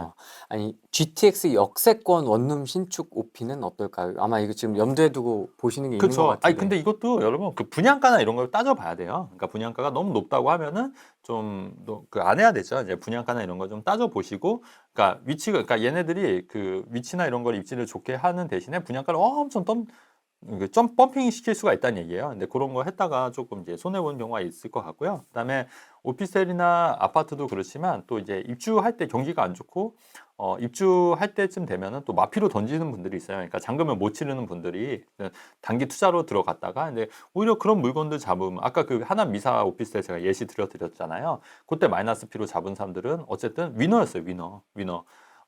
특히 투룸, 쓰리룸 잡으신 분들은 더 위너였던 거고 원룸도 나쁘진 않았던 거예요. 그러니까 요즘같이 오피스에 안 올라와서 문제였던 거지 월세 받거나 이런 거는 전혀 문제가 없거든요. 그래서 그런 거를 잘 참고해서 투자하시는 게 맞다는 얘기죠. 대표님은 이 네. 오피스텔 찾을 때도 왜 그때 분양 물건도 네. 그렇게 말씀을 하셨는데 네네. 오피스텔 하실 때도 네이버에서 찾으시는 거예요? 아니면 누가 특별한 소스를 주는 거예요? 네이버에서 찾는 거죠. 네이버에서 찾는 것도 있고, 기사 보고서 이제 힌트를 얻는 경우도 있고 사실은 위례 오벨리스크를 했던 이유는 뭐냐면 그 위례 오벨리스크 미분양 아파트를 제가 그때 미분양 때 갔었어요. 근데 이제 갔는데 그때 저도 그러니까 할까 말까 고민하다가 안 했거든요. 미분양 아파트를. 근데 그때 잡았어야 돼요, 그것도. 그러니까 저도 놓친 기회가 여러분 굉장히 많아요. 근데 그때 당시에 오피스텔을 분양을 한다는 거예요. 근데 위치를 보니까 너무 좋은 거예요, 거기가. 가장 핵심 지역인 거예요, 오피스텔이긴 하지만. 그리고 여기는 그래도 정말 돈 없어도 하겠다. 왜냐면 1억 3,500이 분양가니까 1,350은 계약금만 있으면 되는 거니까 여기는 돈 없어도 하겠다. 그리고 그 당시에는 뭔가 또 2008년도 금융위기 직후고 좀 안 좋을 때니까 제가 투자를 한다고 하면은 그 와이프랑 처갓집에서 다 말리는 그런 분위기였던 거예요. 이렇게. 그럴 수 있잖아요. 왜냐면은 2008년도 금융위기고, 그러니까 뭐 하나 하려면 이제 다 이제 또 그런다고 병 도졌다고. 집안 말아먹으려고 한다고. 그래서 이제 위례도 사실 잡고 싶으면 못 잡은 것도 있고, 근데 지금은 이제 다 전적으로 공감해 주시고 동의하고 와이프도 지금은 이제 하자는 대로 잘 하는데, 그러니까 그래도 1,350만 원이면 할만 하잖아요, 사실. 이거 날려도 될 정도니까. 그래서 제가 청약을 넣어서 떨어졌고 P 200인가 주고 산 거예요. 그렇게 해서 한 거거든요. 근데 제가 아직도 기억나는 게 그때 P 200을 드릴 때 저한테 파시는 그분이 저보다 나이가 훨씬 많으셨는데 이분이 그 오피스텔을 사는 거 아니라고 이런 식으로 말씀하셨거든요, 그 당시. 근데 어쨌든 결과적으로 저는 뭐 1억 이상 어쨌든 수익이 난 거고, 뭐 월세까지 하면은 더 많이 어쨌든 수익이 난 거니까. 무엇보다도 저는 투자 금액이 1,350만 원인데 그것도 일반 사업자니까 부가세 환급 받지 않습니까? 그래서 환급 받았던 게 한 4,500만 원 받았어요. 그러니까 실제 투자 금액이 800밖에 안 됐던, 800에서 P에서 1,000만밖에 안 됐던 거예요. 실투자 금액이 1,000이었던 거예요. 1,000.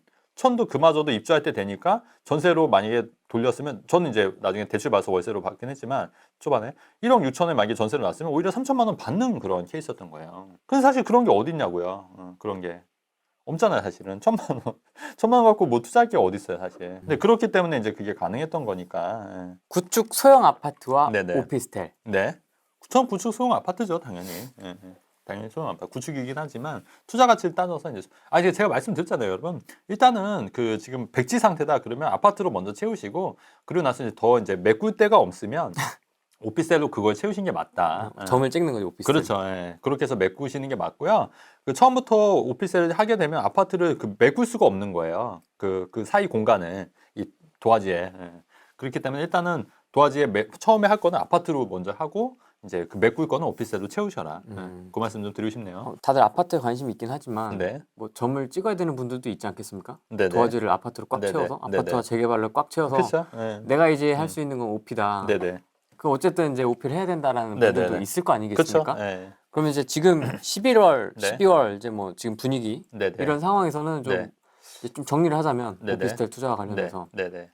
그러니까 저는 조금만 더 기다려봐도 될 것 같아요. 그러니까 뭔가 지금 뭐 비아파트 관련해서도 약간 좀 규제가 좀 완화된다는 얘기도 있고 좀 총선도 있고 하니까 어느 정도는 좀 완화가 될 조짐들이 좀 보이지 않을까 싶어요. 그러면 그게 좀 발표가 되고 나서 움직이셔도 늦지 않다는데 지금 좀 들어가기에는 좀 불확실성이 너무 좀 큰 것 같다. 그렇기 때문에 내가 이제 월세를 받을 목적이고 업무용으로 하면은 좀 그나마 난데 어느 정도 그게 완화가 돼야지 가격이 좀 오를 여지가 있기 때문에 그런 조짐이 좀 보일 정도 되면은 들어가는 게 좀 낫지 않겠냐. 그리고 만약에 한다고 하면은 제가 이제 아까 말씀드렸듯이 교통이 획기적으로 좋아지는 지역이거나 아니면 가격적인 메리트가 정말 있거나 가격적인 메리트가 있다는 지역은 지금 사도 괜찮아요. 지금 사셔도. 그리고 이제 아까 또 세 번째가 입주 물량이 많아서 가격 좀 계약금 포기한 물건들이 있거나 이렇게 좀 그 포커스를 맞춰서 매입을 하시면은 저는 나쁘진 않다고 봐요. 그다음에 이제 급급매 노리는 전략, 그다음에 임대료가 갑자기 확 올릴 수 있는 지역들 있잖아요. 그런데도 여전히 투자 메리트는 있다고 봅니다. 근데 다만 주의할 게 뭐냐면 이거를 막 전세 끼고 갭 투자 마냥 막 10채, 20채, 30채 이렇게 하는 거는 좀 안 하셔야 되는 게 맞다. 저는 그렇게 생각합니다. 네. 강남 오피 이런 거 전세가 높다고 사지 마셔라. 네네 맞습니다. 네. 네. 그러면 기다리는 동안은 뭘 해야 됩니까? 지금은? 지금요. 네. 저 누차 말씀드렸듯이 저는 여전히 수도권의 신축 아파트는 그 투자 메리트는 있다고 봐요. 저는.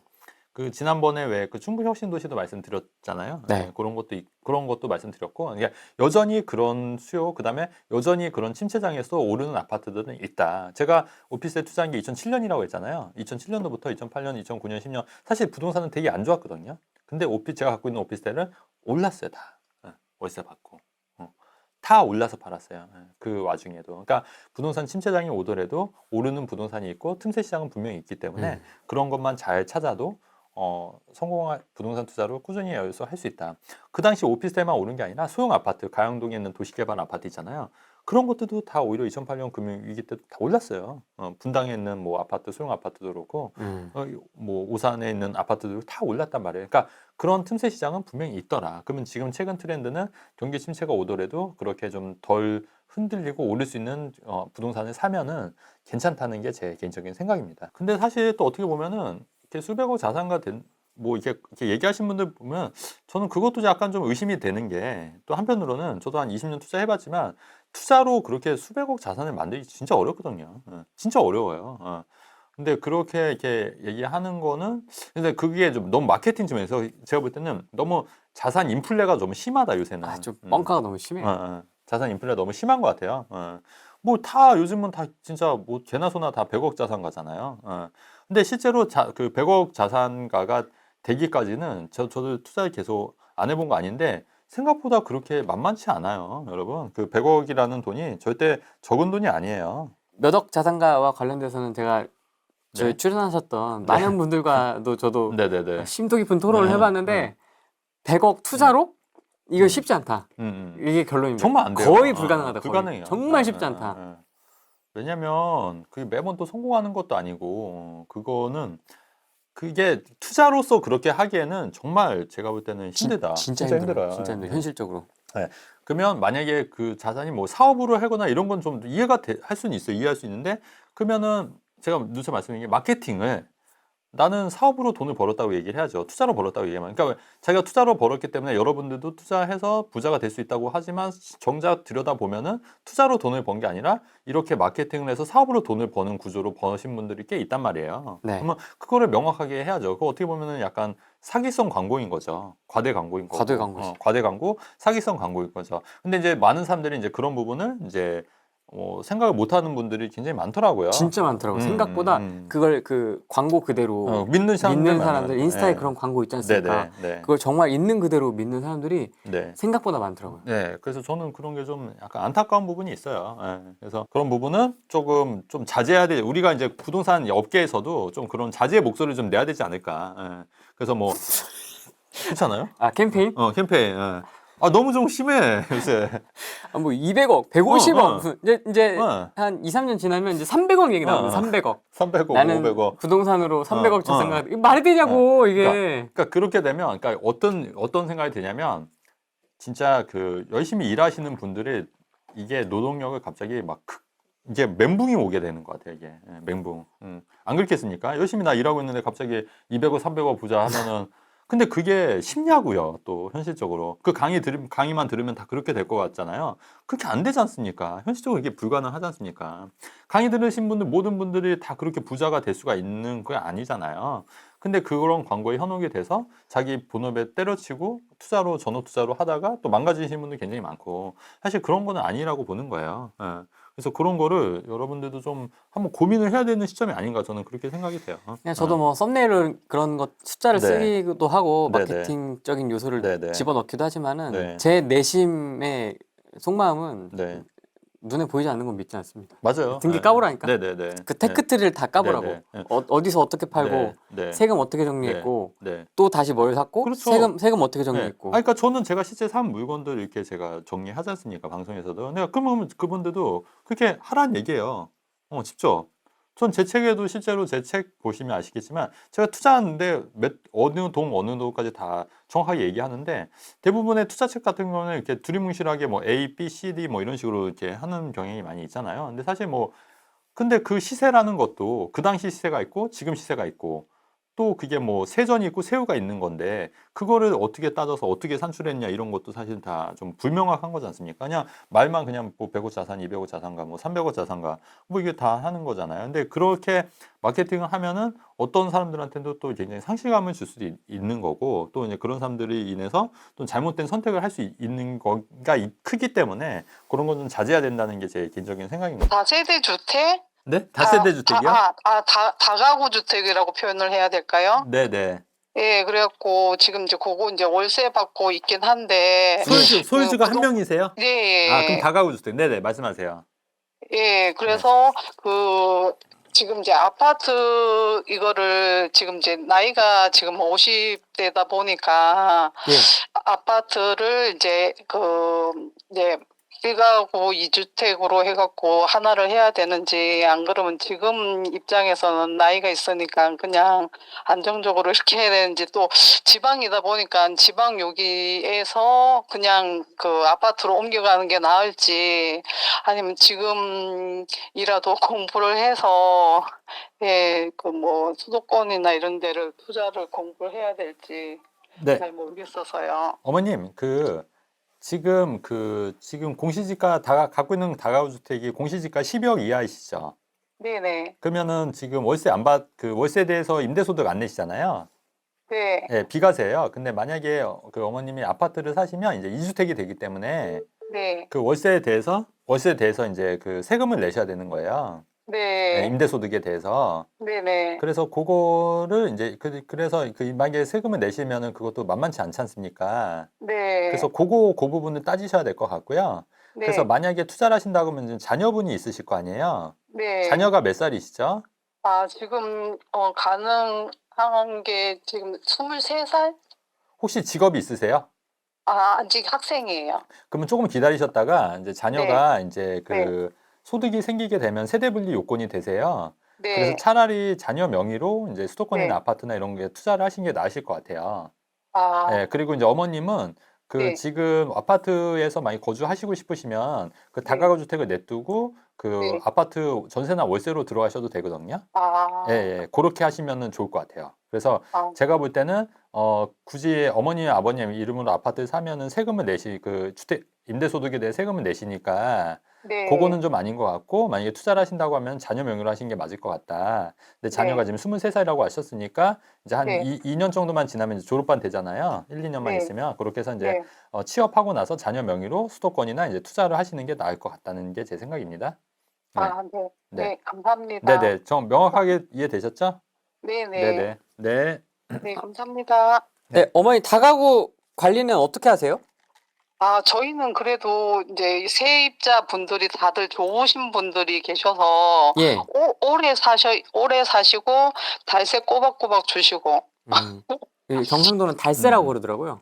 아, 그러게요. 네. 네. 그러면 한 달에 얼마 받으세요, 어머님? 총 해서 한 123만 원 정도? 네, 그럼 많지는 네. 않으시구나. 네. 그 몇 가구 정도 되는 거예요? 그러니까는 원룸이 4개고요. 네. 창고 하나 있고 투룸이 하나고. 그럼 한 6개 정도 되네. 어머님, 네. 그 월세 123만 원이면 네. 세금 내는 게 날 수도 있어요. 아, 그럼 얘기가 또 달라져요. 예, 아, 저는 그러면- 월세 한 4, 500만 원 받는 줄 알았죠. 예, 그런 건 아니고요. 아, 그러면 좀 또 다르게 생각할 수도 있어요. 어, 예. 그러니까 무슨 말이냐면은 다시 네. 다시 리셋이에요, 리셋. 예. 네네네. 아, 그러니까 이게 어려워요, 상담이. 왜냐면 저는 이제 한 400 정도 5, 600 받으면 그거 5, 600만 원 수익 나는데 그 비과세면 그것도 무시 못 하거든요. 네, 근데 이제 근데 월세가 한 달에 123만 원이면 그렇게 많은 건 아니기 때문에 네. 차라리 세금 내는 게 나을 수도 있거든요. 네. 그러면 어머님 명의로 투자가 가능하세요. 사자. 아, 아, 그러면 지방을 봐야 될지 아니면 위쪽을 봐야 될지. 근데 이제 그것도 이제 투자 이제 목적이나 용도에 따라 달라지는 거여서 네네. 지금 딱 뭐라고 말씀드리긴 힘든데 이제 네. 편하게 가실 거면 이제 지방에 사시는 게 맞는데 네. 이제 서울 수도권 만약에 하신다고 하셔도 나쁘진 않을 것 같아요. 어차피 네. 자금에 따라서 그건 좀 달라질 것 같거든요. 근데 이제 그 네. 부분까지 들어가기에는 지금 이제 이거 전화 상담으로는 좀 한계가 있을 것 같아서 네네. 아무튼 좀 그렇습니다. 그래서 그거는 아. 한번 좀 고민해 보시는 게 괜찮을 것 같아요. 아, 예. 네네. 감사합니다. 네네. 이게 왜냐면 저도 이제 안 물어봤으면 큰일 날 그렇죠. 뻔했다. 월세 그러니까 이게 종합적으로 판단해야 되는 거고 이게 여러분 그다음에 제가 말하는 거에 너무 100% 그거를 들으시면 안 돼요. 왜냐면 이게 각자 처한 상황이 다 다르고 다를 수 있기 때문에 그렇잖아요. 만약에 123만 원 그거 월세 비과세 안 받으면 어때요? 오히려 투자하는 게 더 낫지. 근데 이제 저는 이제 생각했던 게 이제 4, 500 정도 받으면 비과세를 포기하는 게 과연 맞나? 이거는 또 고민해 봐야 될 시점이거든요. 그래서 말씀을 드리는 거예요. 어. 세입자분들이 착한 게 아니고 집주인이 착한 것 같은데. 그러면은 맞아요. 그러면 세입자들도 오히려 착한 거예요. 제가 볼 때는 집주인이 맞아요. 괜찮은 사람이기 때문에 음, 세입자들이 괜찮은 사람들이 맞아요. 남아 월세도 있는. 잘 맞아요. 그래서 월세도 잘 안 올리고 뭐 약간 그렇죠. 그냥 좀 편하게 해주게. 맞아요. 예. 사는 동안은 좀 편하게 그렇죠. 살아라. 예. 뭐 이런 느낌이 아닌가. 아, 제가- 네, 제가 원주 무실동 쪽에 네. 아파트를 구매를 했거든요. 2년 전에. 네. 그래서 지금 이거 아직 갖고는 있는데 혹시 여기를 계속 가지고 있는 게 맞는 건지 지금 제가 본 걸로는 25년도에 입주가 거기가 좀 많을 것 같아가지고 네, 네, 네. 네, 그래서 지금 고민도 되고 좀 걱정도 그 되거든요. 지금 현재 1주택이세요? 2주택입니다. 2주택? 네네. 그러면 이게 뭐 종전주택이 아니면 신주주택이세요? 다음 주택이요. 두 번째 아, 주택이에요. 두 번째 주택? 그러면 팔면 예. 이게 이익이 좀 나세요? 제가 사고 나서 거의 고점이었어요. 그래서 지금 많이 떨어졌다가 아, 네, 지금 다시 이제 어느 정도지 제가 구매했을 때보다 아직 조금 마이너스예요. 아. 그러면 이거를 그냥 왜 파시려고 그냥 팔고 다른 거 하시려고요? 안 오를 것 같아가지고요. 안 오를 것 같아서. 네. 아, 지금 분위기는 네. 전반적으로 네네. 서울 수도권으로 넘어온 건 있어요. 그러니까 지방보다는. 그래서 네네. 원주 같은 경우, 왜냐면 그 이유가 제가 몇 번 말씀드렸지만, 그 네. 조정지역이 되고 서울에서 해제가 되면서 서울 수도권으로 네네. 넘어가고, 그다음에 GTS 관련된 거 이슈도 있고, 그다음에 네. 용인 반도체 클러스터 같은 경우도 용인에 들어오게 되면서, 서울에 이제 집주 근접이 가능하기 때문에 아무래도 원주나 이런 지역보다는 좀 수도권으로 오는 게 제 트렌드상 맞다고 계속 말씀드렸잖아요.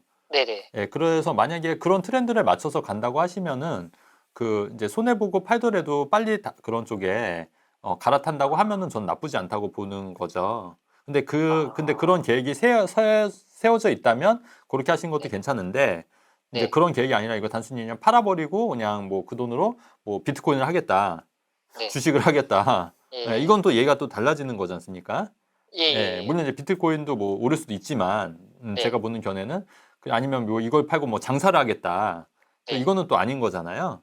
그렇기 네네네. 때문에 그런 거를 관점에서 봤을 때 지금 현재 원주 쪽보다는 이제 네. 지금 왜냐면 지금 침체기 이렇게 경기가 안 좋을 때는 또 기회가 네네. 또 많은 거일 수 있거든요. 그렇기 때문에 예. 원주를 만약에 좀 손해보고 팔더라도 내가 기회를 잡을 수 있다고 하면은 그것도 네. 나쁜 판단은 아닌 거예요. 예, 근데 어쨌든 트렌드는 저는 이제 수도권 쪽으로 가고 있는 건 맞는 것 같아요, 지금. 네네네네. 그러면 원주 무실동이면 사실 뭐 네. 완전히 생뚱맞은 데가 아니고 되게 좋은 네네네. 데잖아요. 실거주 네. 탄탄한 데잖아요. 네. 무실동이면. 네. 그럼 막 뜬금없는 아파트를 하진 않았을 그렇죠. 것 예, 같은데 예. 좀 기다리면 안 돼요?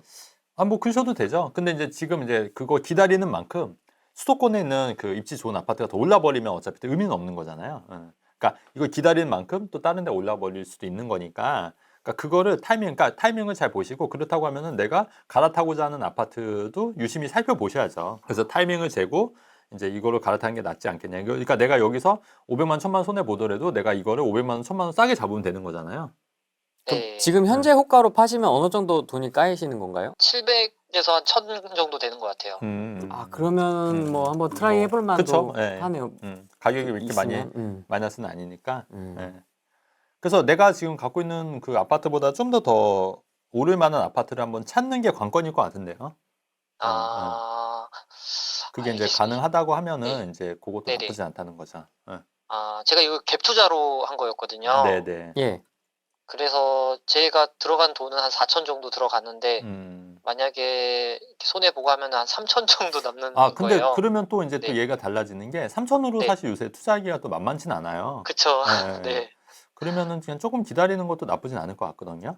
아, 왜냐면 3천만 원으로 요새 투자할 데가 어디 있어요. 네네네. 예, 그쵸, 그쵸. 그러니까. 그러면은 좀 그러니까 이게 다 상황마다 또 다 달라지는 거예요. 그러네요. 또 상황이 달라졌네요. 예. 그래서 그 정도면은 그냥 뭐 기다리셔야죠, 뭐.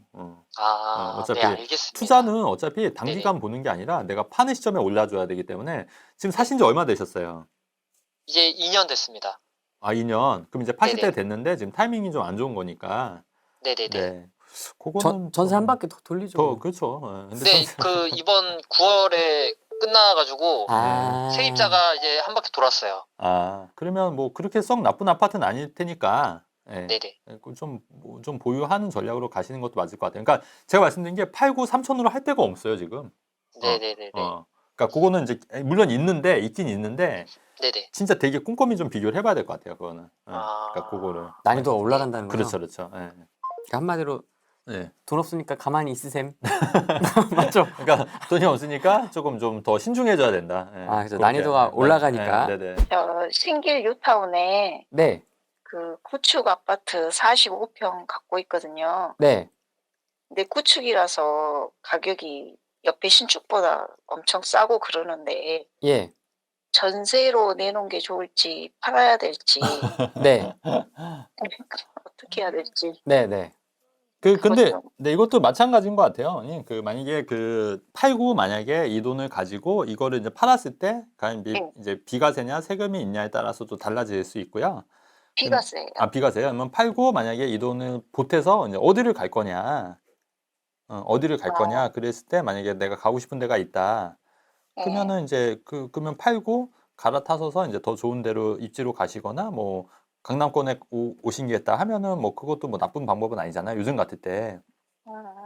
그렇게 가시는 거고 만약에 이게 근데 이제 뭐 팔아서 내가 갈 데가 없다 생각보다 가고 싶은 데도 없다 네, 뭐 없어요. 없어요 없으세요 그러면 전세 놓고 기다리셔야죠 뭐 예, 그렇게 되는 거죠 이게 다 달라지는 거죠 뭐 예. 아니 뭐 예. 지역이 음, 가격이 더 오를 것 같으면 음, 갖고 있고 싶은데 만약에 그게 아니면 네. 그냥 싸게라도 파는 게 맞는가 싶었어요. 근데 싸게 팔고 뭐 하실 건데 뭐 하실 계획이 있으세요? 그냥 월세를 받고 싶긴 해요. 그러면 팔고 월세 받는 걸로 가시는 게 맞아요. 예. 예, 만약에 뭘로 받아요? 월세를 그러니까 어머님이 원하시는 뭐 작은 꼬마 빌딩이 될 수도 있고, 이제 상가가 될 수도 있고, 아니면 오피스텔 여러 채가 될 수도 있는 거고, 아니면 그거를 포트폴리오를 내가 살 아파트 하나 사고, 뭐 상가 오피스텔로 구성할 수도 있는 거고, 아니면 내가 뭐 다양하게 뭐 포트폴리오는 짜기 나름이죠. 그러니까 그거는 이제 생각 고민을 좀 많이 해보셔야 된다는 얘기인데, 그러니까 임대 수익 목적으로 한다고 하면은 그것도 나쁘진 않죠. 어차피 또 1주택자 같은 경우는 아까도 말씀드렸듯이만 1주택자 같은 경우에는 그 공시지가 10억 이하는 이제 비과세거든요. 임대소득이. 그러니까 임대소득이 1,000만 원이어도 비과세예요. 그래요. 예. 그러니까 물론 1,000만 원 나오는 경우는 많지는 않지만 한 4,500만 원도 비과세니까 그것도 사실 무시 못하는 금액이거든요. 예. 그래서 그런 것도 뭐 나쁘지 않고 그다음에 주택연금도 있잖아요. 주택연금 같은 경우에도 내가 이제 살면서 주택으로 연금 받을 수 있는 제도이기 때문에 그런 것도 나쁘진 않잖아요. 그러니까 우리가 이게 자산 증식이 목적이냐, 증여 상속이 목적이냐, 삶의 질이 목적이냐에 따라서 다 이제 포트폴리오가 달라질 수 있다는 얘기예요. 그래서 거기서 뭐가 정답이 있고 이런 건 아니잖아요. 예, 그래서 이제 거기에 따라서 자기가 이제 선택하는 것뿐이지, 뭐가 정답이 있는 건 아니에요, 사실. 네, 알겠습니다. 네네. 감사합니다. 네. 그럼 만약에 음. 자산 증식 쪽이다 그러면 저는 이제 그 돈 갖고 이제 아파트 위주도 투자하고 그다음에 이제 그거를 뭐 반반씩 만약에 하겠다 하면은 아파트 반 절반 아니면 뭐 오피스텔이나 뭐 상가 절반 뭐 이런 식으로 임대 수익이랑 같이 세팅하거나 근데 이제 아파트도 이제 내가 만약에 강남권이다면 힘들잖아요. 그러면 뭐 뭐 서울에 하겠다, 뭐 수도권에 하겠다 아니면 뭐 전원 약간 좀 외곽에 하겠다. 여기에 따라서 그러면 그렇게 되면은 주거 그 깔고 앉는 돈이 낮으니까 나머지 돈을 굴릴 수 있는 돈이 더 커지는 거잖아요. 그러면 그거는 더 이제 크게 할 수 있는 거죠. 그런 식으로 이제 상담을 드릴 수 있지 않을까 그렇게 좀 생각이 됩니다. 그래서 여러분 상담이 그 이게 다 변수들이 많고 이렇기 때문에 딱 정답이 있는 건 아니에요. 그래서 또 그분의 성향에 따라서 이렇게 또 달라질 수 있는 거거든요. 그렇기 때문에 이게 계속 이제 소통을 하는 게 중요해요. 소통을. 그래서 저는 정말 놀라운 게 그 1회 상담으로 모든 걸 다 결정짓는 경우가 많이 있거든요. 상담이. 근데 저는 그건 아니라고 봐요. 그러니까 저는 1회 상담으로 결정하지 않거든요. 그러니까 저는 이제 회원제를 운영하다 보니까 계속 이제 그 의사소통하면서 꾸준히 이제 회원분들이랑 이제 소통하면서 결정하는 편인데 그걸 한 번에 딱 상담받고 어떻게 딱딱딱딱 결정해요. 왜냐면 딱 돌아갔는데 갑자기 뭐 세금이 바뀔 수도 있는 거고 그 다음날 뭐 발표했어. 발표가 날 수도 있는 건데 그거 어떻게 이렇게 다 되겠어요. 근데 저는 그건 좀 아니라고 봅니다. 세대수가 많은 다양한 평수의 아파트가 주변에 신축 크지 않은 평수의 아파트들로 둘러싸여 있는데 지금 신길 뉴타운 구축 네. 45평 말씀하시는 것 같아요. 네네. 같이 가격이 오를 수 있을까요? 그럼요. 같이 따라갈 수 있죠. 따라갈 수 있는데 그래도 이제 세대수가 적다 보니까 여기가 오른 것만큼은 못 따라가는 거예요. 그래서 근데 그러면은 또 상대적 박탈감이 뭐냐면 내 주변 아파트 이만큼 올랐는데 내 건 요거밖에 안 올랐네? 그럼 또 상대적 박탈감이 있을 수 있거든요. 그래서 그럴 바에는 그냥 이걸 팔고 그거 올라가는 아파트를 하는 게 맞죠. 왜냐면 상대적 박탈감 때문에. 물론 다른 데보다는 좀 올랐긴 했지만. 사람이 보면은 항상 다 부족한 걸 느껴요. 항상. 이게 만족이라는 게 없기 때문에 사람이라는 게 만족이 없기 때문에 항상 이게 좀 올라도 다른 데 비하면 좀 내가 덜 올랐다 이런 생각 할 수밖에 없는 거거든요. 그래서 그런 거를 잘 생각을 해보셔야 돼요. 그러면 이게 만족이 끝까지 안 되면은 네. 내가 시그니엘까지 네. 가도 만족이 안 될 거 아니에요. 네네. 누구처럼. 네. 그러면 어떻게 해야 돼요? 이 어떤 행복을 위해서 어쨌든 궁극적으로 돈을 벌려고 하고 자산을 벌려고 하는 건데 네네네. 이 욕망과 자산 현실 간의 이 충돌 네네. 이런 거를 죽어야죠, 그냥. 깔끔하게. 아니, 농담이고요. 대표님도 더 막 이렇게 그렇죠. 드라이브를 걸고 싶은 마음이 있지 그렇죠. 않으세요? 한편으로는 또 그런 마음도 있고. 100억, 200억 막 네, 이렇게 막. 맞아요. 맞아요. 근데 한도 끝도 없고, 그래서 저도 생각한 게 뭐냐면, 좀 이렇게 자제해야 돼요. 자제. 그러니까 좀 그런 생각 들 때마다 좀 이렇게, 내려놓자. 그래서 투자자분들 중에 아마 그 불경 울무시는 분들 있어요. 많아요. 주식 많죠? 투자자분들 중에도 아침마다 그 반야신경 네. 유튜브 틀어놓고 네, 이렇게 네. 컨트롤 한 다음에 네. 하시는 분도 있고. 근데 그런 게 진짜 필요한 것 같아요. 왜냐하면 사람의 욕심이 한도 끝도 없고, 사람의 욕망이 한도 끝도 없는 거고, 이게 또 상대적으로 이렇게 올라가면 갈수록 이게 아래 사람도 물론 보이기도 하지만 다 윗사람이 보이거든요. 윗사람이 보이다 보니까 상대적으로 이제 그 박탈감을 느끼는 거예요. 계속. 그러니까 재벌들도 사실은 엄청 스트레스 받는 거예요. 사실 재벌들끼리도 거기 그 안에서도 계속 이제 경쟁이 되잖아요. 또 피 터지게 경쟁이 되고. 그러니까 그렇기 때문에. 그러니까 저도 좀 약간 그런 생각을 좀 많이 좀 누그러뜨리려고 하면서 그래서 이제 저는 이제 제 책에도 썼지만 그냥 뭐 조금씩이라도 꾸준하게 가는 게 더 맞다. 천천히 가자. 정점을 좀 늦게 찍자는 게 제 또 모토이기도 하잖아요. 그래서 천천히 제가 할 길 가야죠. 뭐. 그리고 이렇게 얘기하면서 또 한편으로는 또 갑자기 이렇게 그래서 어려운 거야. 그래서 어려워. 이 말과 행동이 다른 게 어려워. 아니 후렴이 왜냐면 왜 웃냐면 우리는 이제 서로 알잖아요. 서로 친해가지고 생활 알아서. 생활 생활 알아서. 그래서 아니, 하는 거죠. 이게 정점을 빨리 찍고 그걸 유지하면 좋은데 그렇죠. 이게 이렇게 좀 정점을 늦게 찍는 것도 나쁘진 않은 것 같고. 언제 가장 욕심이 나십니까? 돈 욕심인 거, 돈 욕심인 아니 거. 그거보다 네. 저는 이제 그러니까 막 그 얄팍한 꼼수 막 이런 걸 써서 잘 되는 사람들 보면은 좀 욕심 나요. 진짜로. 그러니까 이게 막 지나간다 머릿속으로. 네. 누구 그러니까 막. 정석대로 안 하고, 그러니까 저는 나름 정석을 좀 하려고 많이 노력하는 편이거든요, 진짜. 근데 이제 정석대로 안 하고 막 얄팍한 꼼수를 누가 봐도 막 이거는 그런데 그렇게 했는데 막 이런 게 막 터져버리고 막 이렇게 잘 되면은 나도 저런 얄팍한 꼼수 써야 되나 이런 생각도 들고. 지금 추상적이라서 여러분들 그 잘 안 떠오르실 그쵸. 수도 있는데 우리가 지금까지 다 경험했던 것들입니다. 예를 들어서 뭐 유튜브 콘텐츠를 남의 거 조회수 잘 나오는 걸 그대로 복사해서 그렇지. 만들어라라고 가르친다라든지 네네네. 아니면 남의 책에 있는 내용을 자기 사례로 네.